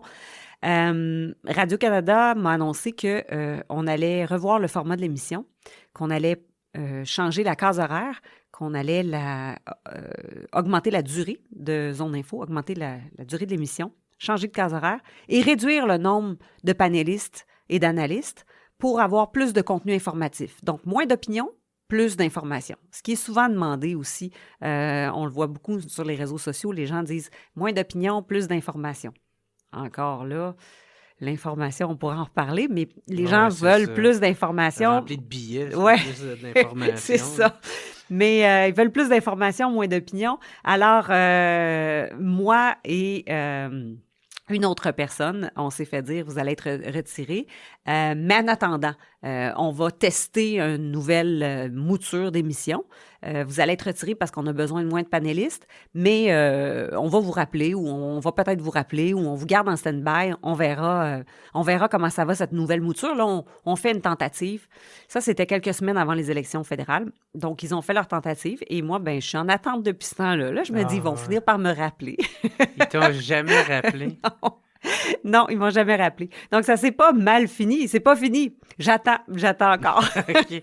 Mais c'est un manque de professionnalisme, me semble. C'était drôlement géré. Puis moi, je leur ai demandé à ce moment-là sur quoi vous êtes basé pour retirer certains panélistes plutôt que d'autres. Mm-hmm. Et là, j'ai posé des questions. Un tel, une telle, est-ce qu'il reste? Un tel, une telle, est-ce qu'il reste? Parce que là, je faisais l'équation, puis je me disais, c'est drôle, les 2 voix que vous retirez des ondes, c'est 2 voix qui ne vont pas démolir Pierre Poilievre. parce que on respecte que le leader actuel du Parti conservateur du Canada, c'est lui. On n'a pas de dents contre lui, on n'a pas d'agenda de vouloir travailler éventuellement pour Jean Charest qui se représenterait au Parti conservateur du Canada, ni pour Erin O'Toole. On n'a pas d'agenda de se relancer éventuellement dans un cabinet politique. Nous, on fait des médias, là, puis on tripe, on veut faire des médias. On n'a pas une dent non plus contre Pierre Poilievre parce qu'on n'a pas été impliqué dans une quelconque course au leadership de l'époque où il tentait de devenir chef. T'sais. Donc, on n'a pas d'histoire ni future, ni passée qui ferait en sorte qu'on a une dent contre lui et qui ferait en sorte qu'on serait particulièrement virulent à son égard. On est deux comme ça, puis les deux, on est retirés des ondes. Donc moi, tout de suite, j'ai dit, est-ce que c'est pour ça? Non, non, non. Est-ce que c'est parce que j'ai dit quelque chose d'inadéquat? Est-ce que j'ai eu des propos qui vous ont choqué? Est-ce que j'ai un style qui vous... Ça, le style aussi, ça m'inquiétait toujours parce que quand je me surveille, quand je surveille ce que je dis, quand je réfléchis 3 fois avant de dire ce que je dis, quand je fais attention aux mots, quand je marche sur des œufs, j'ai pas la même prestance que quand je me laisse aller, c'est sûr. Je fais attention, je m'auto-censure presque, ou du moins, je surveille, je paramètre tout ce qui va sortir de ma bouche pour m'assurer que j'ai le bon terme, le bon ton. Et ça, ben, ça donne nécessairement quelque chose de moins naturel. Puis quand je me laisse aller, puis j'ai du plaisir, puis je me livre, puis je me dis, je me fais confiance, là. Je vais pas dire de bêtises. Je pense pas rien qui a pas d'allure, là. Tu sais, j'ai pas quelque chose à cacher dans ma façon de voir la politique, ma façon de voir le monde. Donc, il n'y a pas d'énormités qui peuvent sortir de ma bouche. Je peux faire des erreurs, oui, de dates, de chiffres, mais bon. Donc, j'avais toujours cette ambivalence. Après les émissions, je me disais, là, je me suis vraiment laissée aller. J'ai eu du fun. Mais ils ont-tu aimé ça? Ouais. Et ça va te servir contre moi? Ça va te servir contre moi. Puis d'autres émissions où j'étais plus tendue, il y avait des sujets plus délicats aussi. Quand on parle de la guerre au Moyen-Orient, tu sais, il y a tellement de facettes à la guerre au Moyen-Orient que tu te dis, je veux bien prendre position, je veux bien faire réfléchir les gens sur certains aspects, mais tu sais, c'est large. Il faut que je sois sûr aussi. Il faut que je sois certaine de ce que j'avance. Donc, il y a des émissions où je faisais beaucoup plus attention, j'étais plus sur mes gardes et je me sentais plate. Je me disais, mon Dieu, c'est plate. Je dis comme tout le monde, c'est plate. Là, je sortais des ondes, je me disais, je sais pas s'ils aiment ça.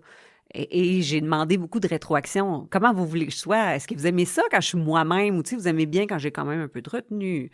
Il n'y a pas de rétroaction. J'avais pas de rétroaction. Donc, quand on s'est fait dire là, que l'émission était renouvelée puis il y avait des panélistes qui étaient retirés, ben c'est ce que je me suis dit. Je me suis dit, on s'en va en campagne électorale fédérale et on veut pas de voix conservatrices qui vont convaincre les gens que l'option avec Pierre Poilievre peut être intéressante. On veut pas ça. Bon, c'est sûr que je m'étais aussi déjà exprimée plusieurs fois sur la politique américaine et je fais pas partie de ceux qui ont des reflux gastriques quand on parle de Donald Trump. Et ça, ça met mal à l'aise bien du monde, que je dise pas la petite phrase que tout le monde veut entendre. Bon, c'est sûr que moi, je l'aime pas, pas Mark Carney, mais c'est sûr que moi, j'aime pas Donald Trump, puis j'approuve pas tout ce qu'il a fait. Puis, tu sais, la petite prière qu'il faut dire avant de dire, mais par contre, là, dans ce cas-ci, c'était correct qu'il fasse ça, ou dans ce cas-ci, voici comment je vois les choses. Là. Bob Côté, c'est ça qu'il avait dit dans son entrevue avec Patrice Roy. Vous voulez que je fasse la prière? Oui. Il dit ça, mais il est tombé dans le piège, Mathieu Bob Côté. À quelques occasions, quand il parle de Donald Trump, je le vois un peu déjà d'avance, peut-être parce qu'il pense aussi, mais tu sais, y a-tu besoin de dire... Il y a beaucoup de gens qui ont besoin de dire... je suis pas un admirateur de Donald Trump, mais moi, je le dis pas. J'en suis pas une, mais j'ai pas besoin de le dire à chaque fois que je parle de lui. Là, attention, je suis pas une admiratrice, j'approuve pas tout ce qu'il a fait. J'ai pas besoin de dire ça. Si je suis en train d'expliquer qu'est-ce qu'il essaye de faire avec les tarifs, m'a t'expliquer ce qu'il essaye de faire avec les tarifs. Mais c'est pour pas que quelqu'un puisse réutiliser ça contre lui, par exemple. Oui, je comprends. Puis je le blâme pas. Il y a tout à fait... Je comprends très bien, là. Je le blâme pas de le faire. Je comprends les raisons pour lesquelles il le fait. Mais je trouve ça malheureux qu'on vive dans une société où il faut dire attention, là, je vais parler d'un tel, mais ça veut pas dire que j'endosse tout ce qu'il a dit ou tout ce qu'il a fait. Je suis capable de nuances. Oui, c'est ça. C'est triste. Puis, mais je sais qu'il y avait un moment donné où ce que tu t'avais pogné avec Gérald Filion, là, tu sais, c'est même, il y a eu comme une petite article, je pense, d'une affaire de potin, là. Ah oui? Ouais, sur une affaire de le ARN, c'était l'extrême Ah droite, oui, là. ben oui. C'est Oui. ça. Puis ça, parce que là, tu avais tenu tête, là, tu sais, mais je pense de manière professionnelle, là, aussi. Oui, ben c'est parce que la question était, avez-vous peur de la montée de l'extrême droite en France? Parce que Ouais. le Rassemblement national, le parti du Rassemblement national, qui est porté par Jordan Bardella actuellement, avait une bonne cote de popularité en France, il l'a toujours d'ailleurs, et la question était, avez-vous peur de la montée de l'extrême droite? Et moi, j'ai dit, tout d'abord, j'aimerais redéfinir que le Rassemblement national, il n'est pas question d'extrême droite en ce moment, ni en France, ni en Europe. Et j'ai recadré le débat autour de parlons de la montée de la droite en Europe. Je veux bien, mais on ne parlera pas de la montée de l'extrême droite. On ne fera pas peur aux gens. Parce que après ça, moi, au party de Noël, puis au party de Jour de l'An, là, j'ai des oncles et des tantes qui me parlent de la montée de l'extrême droite partout sur la planète. Là. Puis ils me disent, de toute façon, ils l'ont dit à Radio-Canada, là, puis ils l'ont dit à TVA, puis ils l'ont dit partout à télé. Ils le disent, là, la montée de l'extrême droite. Alors, je me dis, on a un devoir de pas alerter les gens et de pas provoquer des mouvements de panique et de peur sur des enjeux qui ne sont pas tout à fait exacts. Il n'y a pas de montée de l'extrême droite. Il y a la droite qui devient de plus en plus populaire, effectivement. Il y a des mouvements de droite qui deviennent plus populaires. Donc, j'ai tenté de recadrer ça en disant, ben je veux bien parler de la montée de la droite plutôt que de l'extrême droite. Et là, ben, M. Fillon a dit... tout le monde en France appelle ça l'extrême droite, le Rassemblement national, voyons donc. Un parti anti-immigration. Oui. Oui. Puis, c'est vrai. J'ai pas pu, et c'est souvent ce qui est dommage dans les débats ou les discussions à la télé où on a très peu de temps parce que faut choisir où on va, faut choisir ce qu'on va dire, il faut choisir nos batailles, puis j'ai pas pu argumenter autant, puis c'est dommage parce que les gens éteignent leur télé après puis ils disent « Ouais, elle s'est fait ramasser hein, » ou « Ouais, elle avait pas d'argument. » Non, j'en avais, c'est juste qu'à un moment donné, de un, il y a le respect de l'animateur de ton émission, là. Tu respectes toujours l'animateur, donc je veux bien tenter de recadrer ou tenter d'exprimer que moi, ce que je perçois dans mon analyse, c'est une montée de la droite, pas de l'extrême droite. Je veux bien faire ça, mais en même temps, je ne commencerai pas à m'obstiner avec l'animateur. C'est son show à lui. C'est lui qui m'invite sur son émission. Il y a une espèce de... Il y a une éthique de travail à avoir. Alors, parfois, on ne s'obstine pas parce qu'on se dit, ben je vais le laisser gagner, c'est son émission, il faut bien qu'il gagne. Je ne suis pas là pour tenter d'avoir raison à tout prix, mais j'aurais aimé ça, expliquer que, oui, en France, on parle de l'extrême droite quotidiennement, mais c'est souvent dans l'audiovisuel public.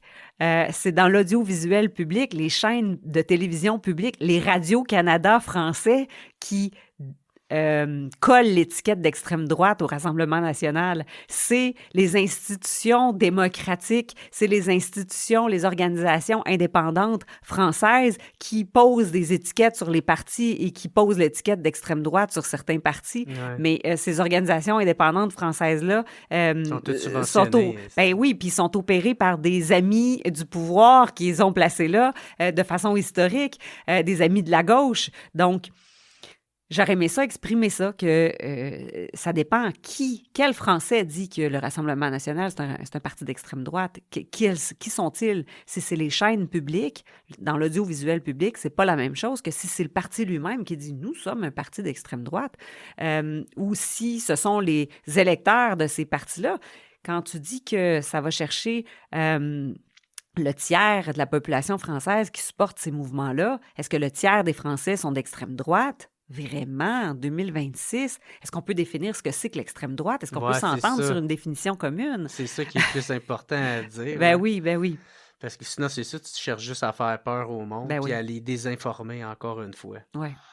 Fait que, puis comment t'as vu ton expérience à Radio-Canada en général? T'as-tu aimé ça? Tu trouvais-tu qu'il y avait des billets? Tu trouvais-tu que...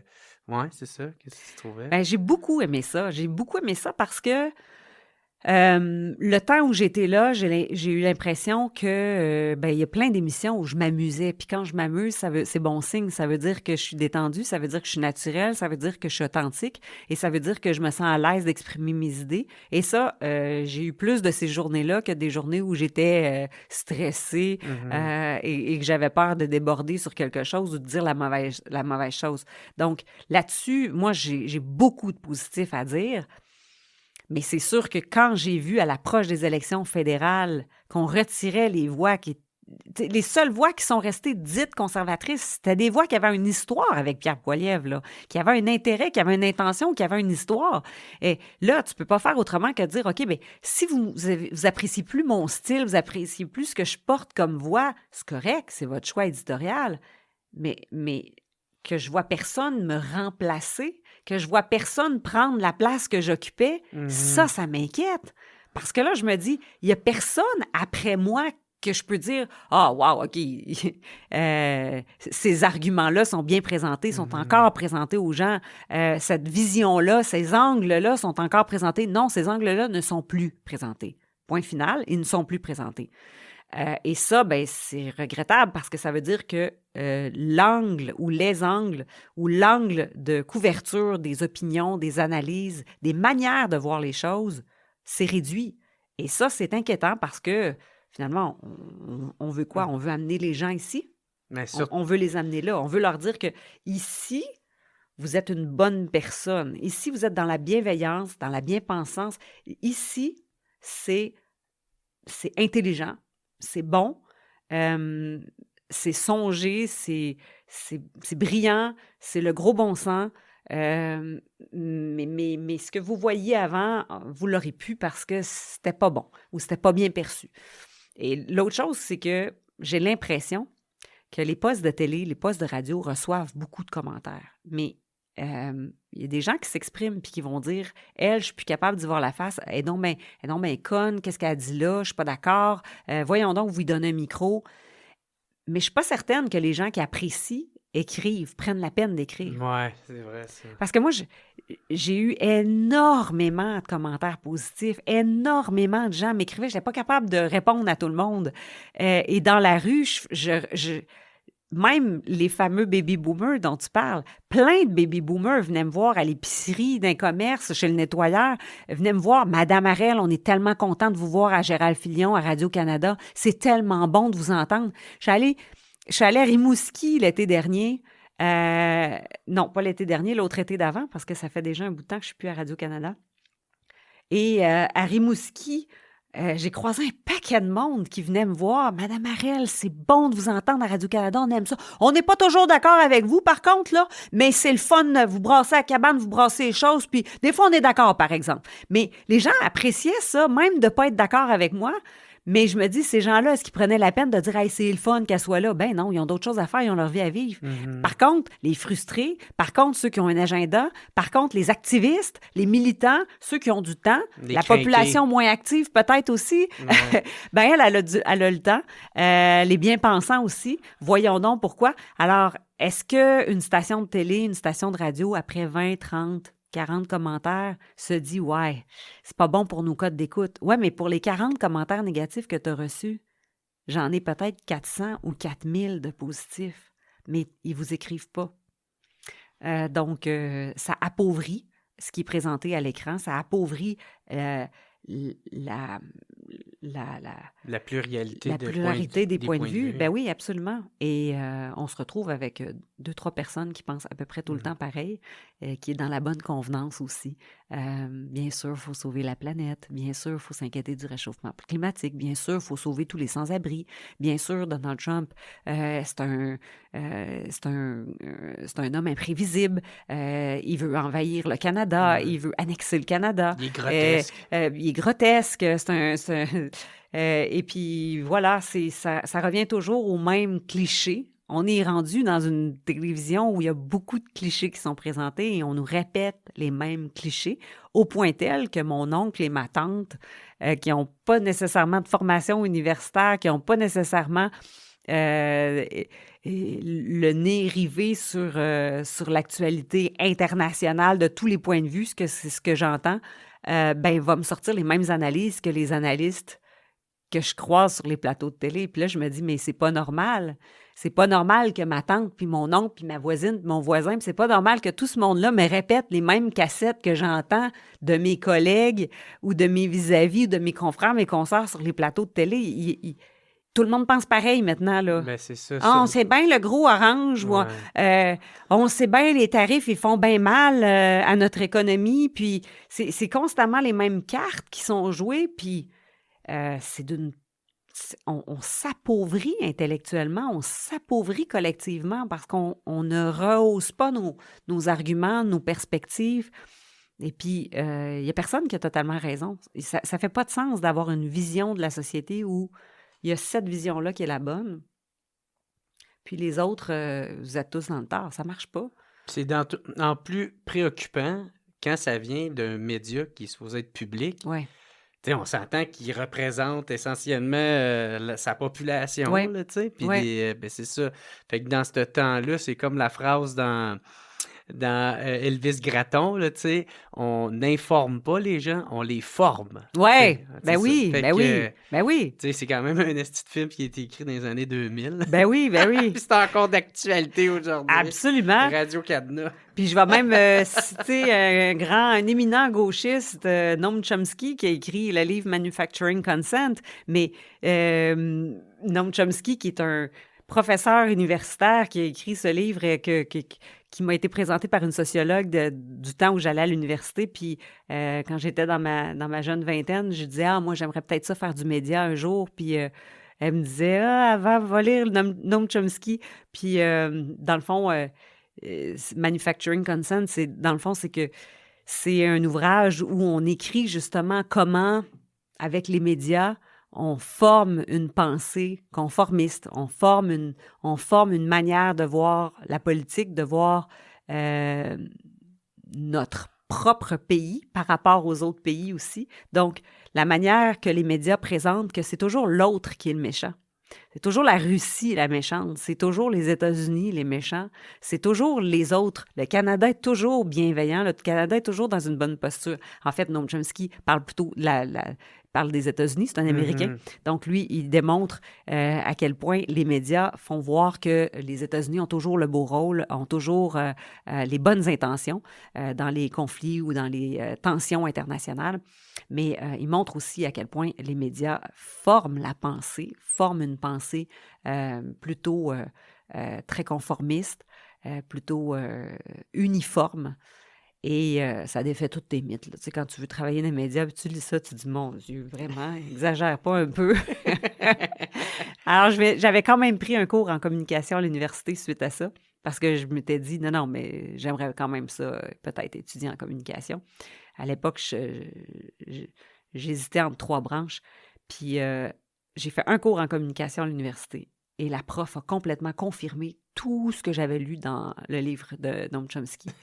La concentration des médias, les messages qui sont façonnés, vous pensez, je comprends même pas maintenant, là, en rétrospective, je comprends pas comment elle pouvait enseigner en communication avec ce discours-là. Peut-être que l'Université d'Ottawa était très permissive. Je pense que c'était une chargée de cours, c'était pas une professeure, donc peut-être que c'était un élément libre,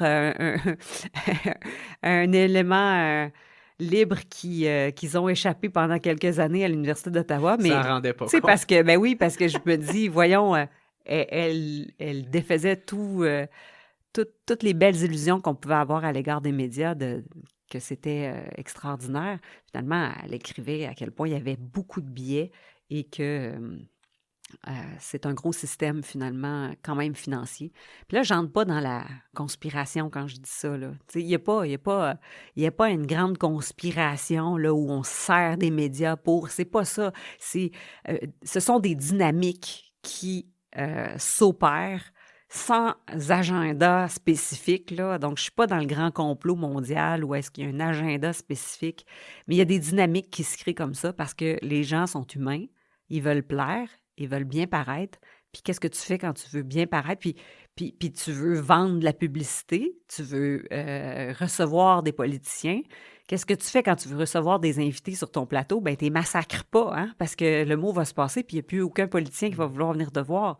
Donc, ça tend à créer des entrevues peut-être un peu complaisantes tout de même, quand même. Si on veut que Mark Carney débarque sur notre plateau, il faut quand même pas que ce soit Jacynthe Varel qui le reçoive, hein? Et Mark Carney viendra jamais voir Jacynthe Varel. Donc, on ne mettra pas Jacynthe Varel à la tête d'une émission de télévision où elle reçoit des politiciens parce qu'il y a personne qui va dire oui, personne va vouloir se prêter à ce jeu-là. Qui devrait faire l'effort. Ben oui. Et donc, quelqu'un qui me regarde aller, puis qui veut percer, puis qui veut devenir animatrice d'un show super, ben elle va dire, ben moi, je ferai pas comme elle, là. Je ferai pas comme Jacynthe Varel parce que j'aurai jamais accès à ces beaux plateaux de télé puis à ces postes d'animation parce que je vois bien l'exemple. Alors, juste par l'exemple qu'on voit, les voix qui sont retirées, les voix qui sont promues, donc on voit le système d'élagage, le système de mérite, qui on récompense pas, et les gens, veulent réussir, donc s'inscrivent dans cette mouvance où, le mouvement de la réussite, du mérite, c'est par ici. Alors, je vais aller par là. Ben oui. L'autocensure. Oui. Oui, c'est ça, parce que j'ai resté surpris parce que dans une chronique que tu faisais, je pense, c'est avec... c'était quoi? C'est Francis Gosselin. Tu avais parlé de la campagne d'Arthabasca. Oui. Tu avais été déçu par cette campagne-là que Oui. ça avait passé. Puis c'est drôle parce que c'est ton ancien parti, parce que tu t'avais proposé à la candidature. Tu étais candidate pour le PCQ. Puis tu avais aussi fessé sur les deux, autant le PQ que le PCQ. Mais moi, c'était la première fois, je pense, que j'entendais ça de quelqu'un, tu sais, qui... Ben, c'est ça, fait que... toi, ça te dérangeait pas de le dire quand même? Bien, je suis contente que tu me parles de ça parce que les gens m'associent au Parti conservateur du Québec parce que j'ai été candidate avec eux en 2022. Et effectivement, j'ai des valeurs conservatrices, toujours. Mais je ne suis pas une militante.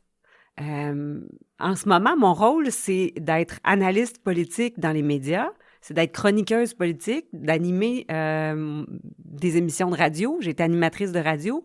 Et en ce sens-là, je trouve ça important, la liberté qui est une si grande valeur pour moi, de me donner la liberté. Au même titre que des conservateurs ont critiqué Pierre Poilievre, mais dans ce cas-ci, sont constamment sur son dos, c'est autre chose. Mais je trouve important de me donner la liberté de parfois nommer les choses, même si c'est pas en faveur du Parti conservateur. Et dans le cas de la campagne Arthabasca, j'ai trouvé ça sale des deux côtés et je trouvais important de le mentionner et de pas prendre position à côté d'Éric Duhaime absolument parce que je suis loyale envers lui ou parce que j'ai des affinités conservatrices. J'ai trouvé que la game politique dans Arthabasca a été petite. J'ai trouvé ça mesquin. J'ai trouvé que les deux clans, le Parti québécois et le Parti conservateur, sont tombés bas. J'ai trouvé qu'ils n'ont pas fait de la politique à la hauteur de ce qu'ils sont capables de faire de part et d'autre. Et ça, je tenais à le dénoncer parce que, je l'ai dit tantôt, je suis ambitieuse pour le Québec, mais je suis ambitieuse pour nos politiciens, pour nos élus. J'aime ça m'entourer, moi, de gens plus forts que moi dans mon entourage. C'est toujours ça. Les milieux de travail que j'ai fréquentés, parce que j'ai pas toujours été une travailleuse autonome comme maintenant. Dans les milieux de travail, je suis attirée par les environnements où on me tire vers le haut, où les gens autour de moi sont meilleurs. Parce que c'est comme ça qu'on grandit, c'est comme ça qu'on apprend.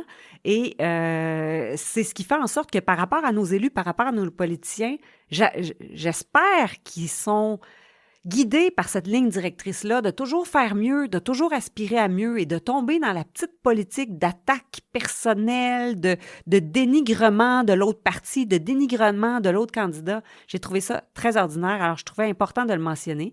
Ça a peut-être déplu particulièrement au mouvement conservateur, je ne le sais pas, j'ai pas eu de discussion.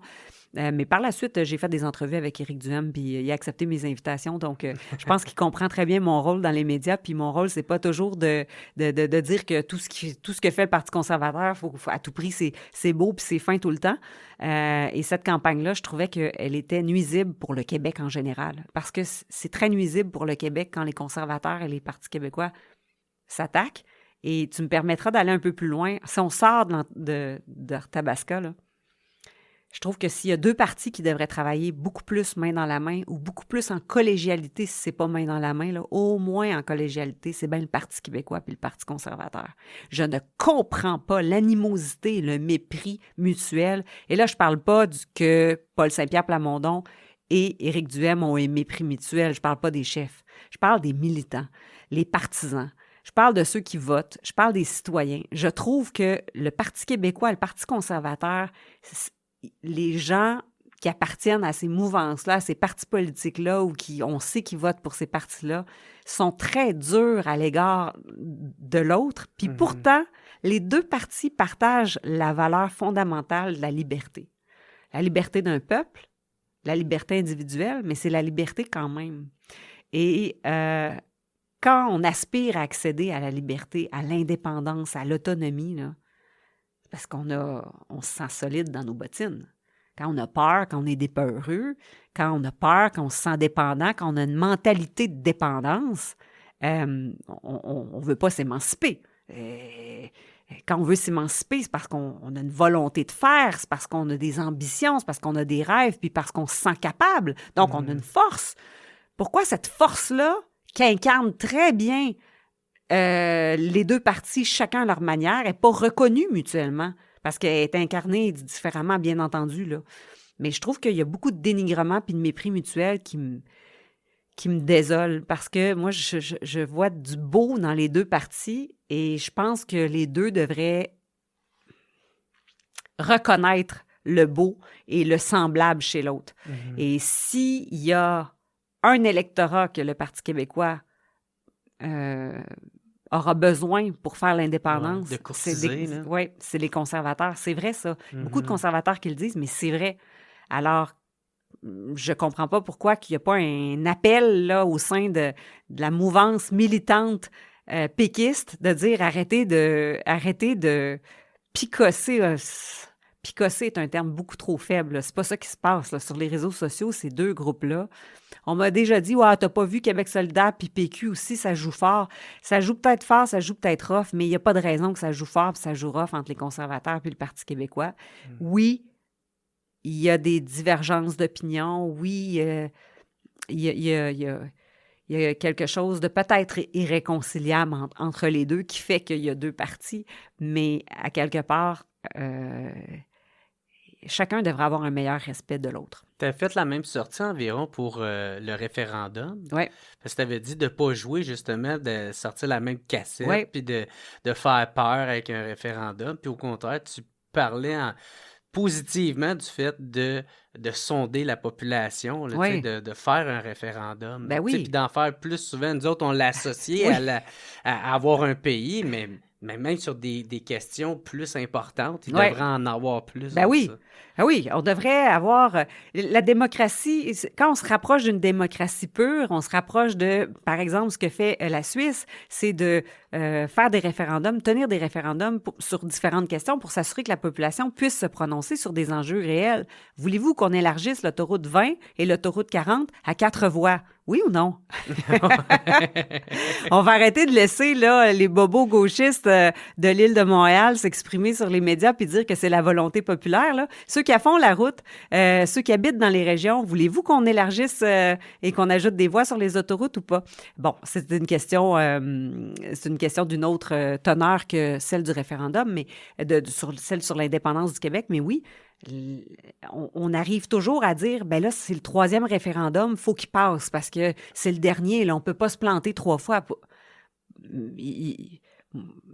Il faut normaliser, sonder la population par le biais d'un référendum. Il faut normaliser la démocratie directe. Il faut normaliser le fait que la photo de 1980, c'était une photo X. La photo de 1995, c'était une photo Y. Et c'est pas vrai que les Québécois ont décidé pour toujours. C'est pas vrai que ma grand-mère, mon arrière-grand-mère, puis c'est pas vrai que mes parents ont décidé à ma place de ce que va devenir le Québec de mes enfants puis mes petits-enfants. Ça n'a aucun sens qu'on dise « Non, mais on s'est déjà positionné 2 fois. » Non.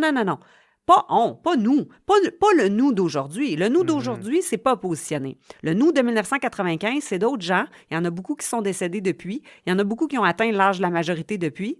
Hey, je me trouve quand même pas jeune, j'ai jamais pu m'exprimer au référendum de 95. J'étais pas majeure.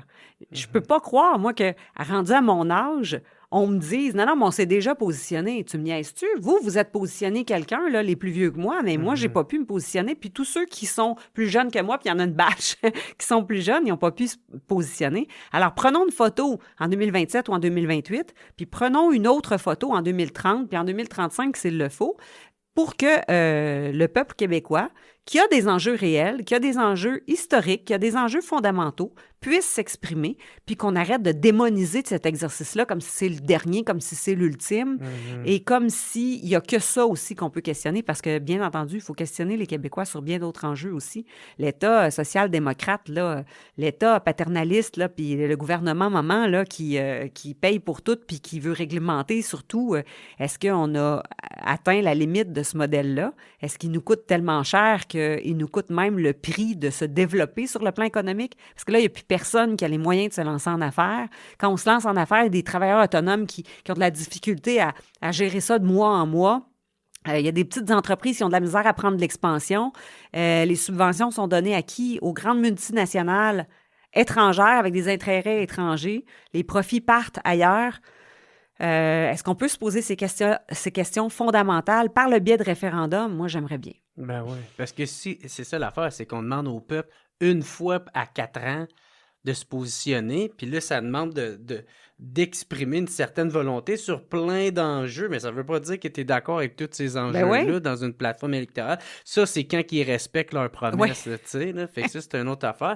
Puis l'argument aussi que certains donnent en disant, ben voyons, on l'a déjà réglé, cette question-là, on s'est déjà prononcé. Bon, ouais, mais ils font exprès de pas prendre en compte d'autres façons que le peuple québécois s'est aussi prononcé quand ils ont refusé 3 fois de faire partie du Canada. Ben oui. Tu sais, avec l'échec du rapatriement de la Constitution en 82, il y a eu l'échec de Charlottetown, puis Lac-Meach, tu sais, fait que 3 fois, fait qu'avec cette logique-là, bon, ben on devrait quitter le Canada, tu sais, c'est ça. Il y en a 3 pour le non, puis 2 pour le oui. Ben oui, absolument, ah ouais. Fait que, ouais. Mais toi, tu te positionnes sur la souveraineté du Québec, ça te tente-tu d'aller là, ou...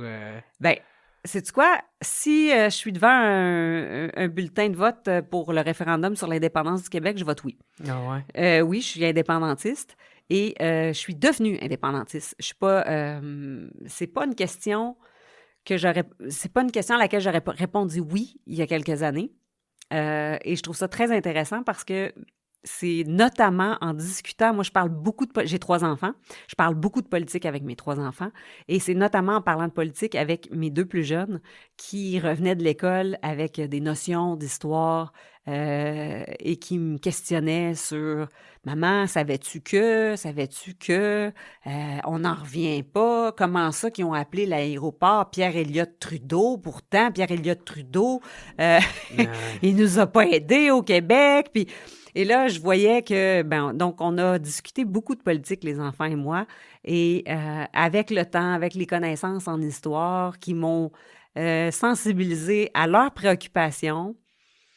Et j'ai toujours été très nationaliste, là, c'est sûr, les valeurs du Québec, avoir un Québec plus fort, avoir un Québec plus robuste, plus solide. Je me sens d'abord et avant tout québécoise, bien entendu. Donc, il y avait une base là, mais il reste que j'ai pas grandi dans une famille où il y avait les pancartes du oui là, dans la fenêtre ou sur le terrain, là, pas du tout. Mon père est fédéraliste.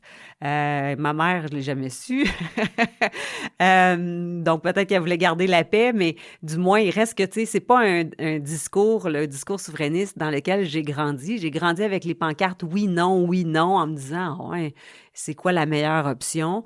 Mais après, on n'a jamais eu à se poser la question. Moi, je fais partie de la génération, et les générations encore plus jeunes que moi, encore plus, on n'a pas eu à se poser tant que ça la question. On allait voter, mais on n'allait pas voter dans le but de faire un référendum. Alors, la question, c'est comme un peu éteinte, ce qui faisait en sorte que quand on me disait, mais toi, t'es souverainiste, je me retrouve pas dans les idées gauchistes du Parti québécois, généralement. Je me sens beaucoup plus portée à droite que le Parti québécois. Donc, non, ça m'interpelle pas vraiment. Sauf qu'à force de discuter avec les gens puis avec mes enfants, les gens finissaient toujours par me dire « Mais ouais, t'es une souverainiste qui se connaît pas encore, là, tu sais. » Je me suis longtemps fait dire ça, puis j'étais comme « Oh, tu penses? Oui, t'es une souverainiste, c'est juste tu le sais pas. » Puis finalement, ben c'est ça. Depuis quelques années, je l'assume totalement, là. Oui, je voterais oui. Puis je trouve que c'est même fondamental, c'est même fondamental qu'on se dote de cet outil-là, d'un référendum sur la souveraineté du Québec. Je pense que c'est important qu'on enlève tout le message de peur aussi. Puis ça, bien entendu, hein, toutes les histoires de peur qu'on a eues à l'époque de la COVID, les histoires de peur qu'on a eues à l'époque de l'élection de Donald Trump, ça rappelle toujours le même pattern, le même mécanisme. C'est la même chose qui s'est passée en 1995 quand on a fait peur aux gens en disant « Vous n'aurez pas votre pension du fédéral, puis là, et ça va être terrible, puis on n'aura pas d'armée, puis la terre entière ne reconnaîtra pas le pays du Québec. » On a fait peur aux gens. Fait que là, moi, cette notion de peur-là m'exaspère au plus haut point. Donc, c'est sûr que je suis une conservatrice forte et quand les valeurs de la liberté individuelle te tiennent à cœur, les valeurs du mérite, les valeurs de construire sa réussite, bien, je le veux sur le plan individuel, mais je le veux sur le plan collectif aussi. Je veux qu'on construise notre collectivité, notre collectif plus fort. Et là, bien, il y aura toujours des conservateurs pour dire « Ben oui, mais là, c'est pas avec le PQ qu'on va se construire un Québec fort, c'est l'État maman avec le PQ, puis c'est un État biberon, puis... » Ben oui, le Parti québécois a tendance ou a eu tendance à verser là-dedans, mais j'adhère à l'école de Mathieu Bock-Côté qui dit faisons un pays. Puis après, on sera certainement capable d'élire les gouvernements qu'on veut. Et de toute façon, dans tous les pays du monde, sauf dans les dictatures ou dans les gouvernements totalitaires ou autoritaires, les gouvernements s'alternent. Alors, même si on fait un Québec indépendant sous un Parti québécois qui aurait tendance à être beaucoup trop à gauche, éventuellement, les gens vont se tanner, ils vont élire un gouvernement de droite. Alors, c'est pas vrai que les Québécois sont figés à gauche pour toujours, pour l'éternité, là. C'est pas vrai. Et ça, c'est une faille du discours conservateur, je trouve. C'est qu'on a tendance à dire, non, les Québécois vont toujours vouloir que le gouvernement intervienne tout le temps partout. Alors, ça change ça, là. Puis à un moment donné, on peut se rendre compte aussi qu'il y a des limites à un gouvernement qui intervient trop, parce que ça fait un gouvernement qui devient gourmand, ça fait un État qui devient gourmand, et là, ça fait une population où le quart de notre population active sur le marché du travail, c'est des fonctionnaires. Ça fait pas de sens. On veut plus d'entreprises, on veut plus d'entrepreneurs, on veut plus de capital privé aussi dans notre économie. On veut pas que ce qui fasse vivre l'industrie privée, ce sont les subventions publiques. Et là, en ce moment, quand l'économie tourne au Québec, là, c'est des chantiers de construction qui sont menés par le gouvernement du Québec. On fait le tramway de Québec, on fait des échangeurs, on fait un train, on fait un REM. Et là, ben, ça stimule l'économie, mais ce qui stimule l'économie, c'est l'argent de nos taxes et nos impôts. C'est pas, il y a une problématique là, dans notre économie. Ça, ben, c'est les conservateurs qui portent davantage ce discours-là pour le moment. Mais ça ne nous empêche pas d'adhérer à un projet souverainiste, puis de se dire, on se créera un Québec plus fort. De toute façon, le Canada, c'est pas comme si c'est un modèle extraordinaire, là. C'est un modèle à gauche, c'est un modèle woke, c'est un modèle complètement dysfonctionnel qui nous endette. Donc, à choisir, je vois pas pourquoi les conservateurs bouderaient le plaisir de dire « Hey, on se donne un gros projet, on fait un pays. » Ben oui. Pour chaque pièce que le fédéral envoie au Québec, il leur donne avec 2 $ de dette. Là, fait que c'est de la dette qu'ils donnent. Là, à chaque fois qu'ils arrivent avec leur asti d'affaires de péréquation, là, qui fait comme on a reçu tant d'argent, on est subventionné. Non, c'est de la dette qu'ils te donnent parce qu'ils t'enfoncent dans des crises de dette comme ça n'a pas d'assez bon sens. Puis, mais je ne cache pas pourquoi il n'y a pas un parti de droite souverainiste. Hein? On dirait, parce qu'on dirait que les droitistes sont tout le temps en train de faire comme ben, si vous me voulez, il va falloir que vous venez me chercher. Là, venez me courtiser, donnez-moi qu'est-ce que je veux.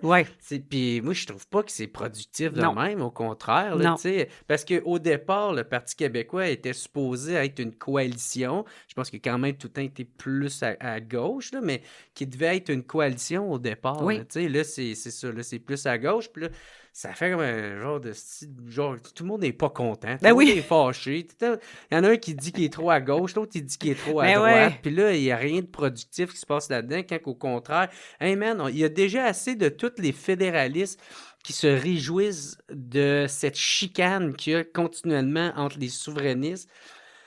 arrêtons de jouer ce jeu-là, puis hey, mettons-nous ensemble, réglons la question une bonne fois pour toutes, puis là, après ça, chicanez-vous pour savoir...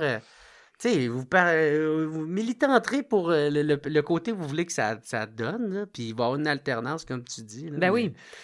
Non, c'est très déplorable parce qu'on est tous ensemble là-dedans. On est tous ensemble, crime. Je comprends pas pourquoi on se divise. Puis bien sûr qu'il y a le Oui Québec, puis il y a Québec solidaire qui tire dans un extrême gauche, puis t'as le Parti québécois qui est pris aussi dans ses racines, dans les des vieux péquistes qui jouent belle-mère. On l'a vu là, dernièrement avec... et puis t'as les conservateurs qui disent, je pourrais voter oui, mais... C'est peut-être l'avantage du projet d'indépendance d'Alberta qui n'est pas porté par un parti politique. Exactement. Mais en même temps, eux, en Alberta, ils disent que c'est un avantage que ce soit porté par un parti politique ici. Ah ouais. Parce que là, il peut amener d'avance plus le projet. Ouais, mais c'est parce que le problème, c'est qu'il faut que le parti soit élu. Puis c'est comme un boulet à leurs pieds. Ouais. Moi, c'est ça, je trouve, qui est gros problème. Là, c'est comme, gars, on va vous donner les outils pour que vous puissiez aller faire ça. Nous autres, au moins, on a le pouvoir. Ouais. Puis on va s'arranger pour souffler sur vos voiles pour qu'ils avancent. Là, d'ailleurs, si Éric Duhem disait... comme Danielle Smith a dit, moi, je vais permettre un référendum sur la souveraineté parce que Danielle Smith a dit, moi, je vais voter non, mais je vais le permettre parce que la volonté populaire est importante, puis moi, la voix du peuple est importante. Si Éric Duhem faisait ça, il pourrait être surpris des résultats électoraux. Et même chose pour tous les autres partis. Mais là, ils vont tous jouer dans la campagne de peur. Ils ont déjà commencé là, à faire peur au monde avec les enjeux de la souveraineté. Mais j'espère que les Québécois vont être un peu plus solides. C'est assez, là, la peur. Là. C'est assez. On a peur du réchauffement climatique. On a peur du président du pays du voisin. On a tellement peur. Mais pendant ce temps-là, notre destin passe. Là. Jacinthe, Ève, Ariel, gros merci. Merci. C'est super apprécié que tu sois venu sur le podcast. Merci pour le temps que tu nous as offert ce soir. Si on veut t'écouter, si on veut te suivre, si on veut voir tes prochains projets qui s'en viennent, c'est où c'est que ça se passe? C'est sur X. C'est vraiment la plateforme sur laquelle je suis la plus active, sur X. Donc, suivez-moi sur X. Sinon, j'essaie de revenir sur Facebook, là, mais un petit peu de difficulté avec cette plateforme-là, mais il paraît que tout le monde est là. Okay. Et sinon, je suis toujours au Débatteur, à l'émission Les Débatteurs à nouveau. Et je suis aussi, j'ai mon émission de radio avec Rémi Villemur au 99.5, mais là, ça s'est arrêté pour l'été. Mais quand vous m'entendez sur les ondes radio, c'est au 99.5. OK. T'es-tu à Québec aussi? Montréal. Ouais, je fais un peu de chronique aussi à Boulevard, à la radio à Boulevard à Québec. Ouais. Me semble je suis chroniqueuse aussi de temps en temps. Ouais. OK, bon, c'est parfait. Fait qu'un énorme merci. J'incite tout le monde à aller t'écouter. Moi, je te trouve super pertinente. Merci. Surtout quand tu perds des coches contre Bruno Marchand. C'est tout le temps un gros bonheur que j'ai. Puis, mais c'est pas contre lui, c'est contre la mauvaise gestion des finances publiques. C'est pas pareil. Merci de me corriger. C'est bien correct. Fait que je vais prendre un gros merci pour dire merci à mes commanditaires procafetière.ca et les cafetières Bellucci qui t'offrent la poche de café du WhatsApp Podcast. Si vous voulez vous le procurer, écrivez JER20 pour avoir 20% de rabais sur la poche de café du WhatsApp disponible au procafetière.ca. Je vous invite tout le monde à aller les encourager, aller leur dire merci d'encourager un bon podcast local. Puis, vous pouvez faire vos commandes là-dessus. C'est super sécuritaire et c'est rapide. Fait qu'un énorme merci à procafetière.ca. Puis, j'aimerais dire aussi un gros merci à mes membres Patreon au patreon.com/WhatsApp-podcast. Allez vous abonner. C'est pas cher. C'est ça qui me permet de pouvoir continuer ce beau projet-là. Ça coûte 3-4$. C'est pas grand-chose pour vous autres, puis pour moi, ça fait vraiment toute la différence. Ça vous permet d'écouter les podcasts d'avance et pas besoin de les écouter avec des annonces publicitaires en même temps. Fait qu'un gros merci à mes membres Patreon.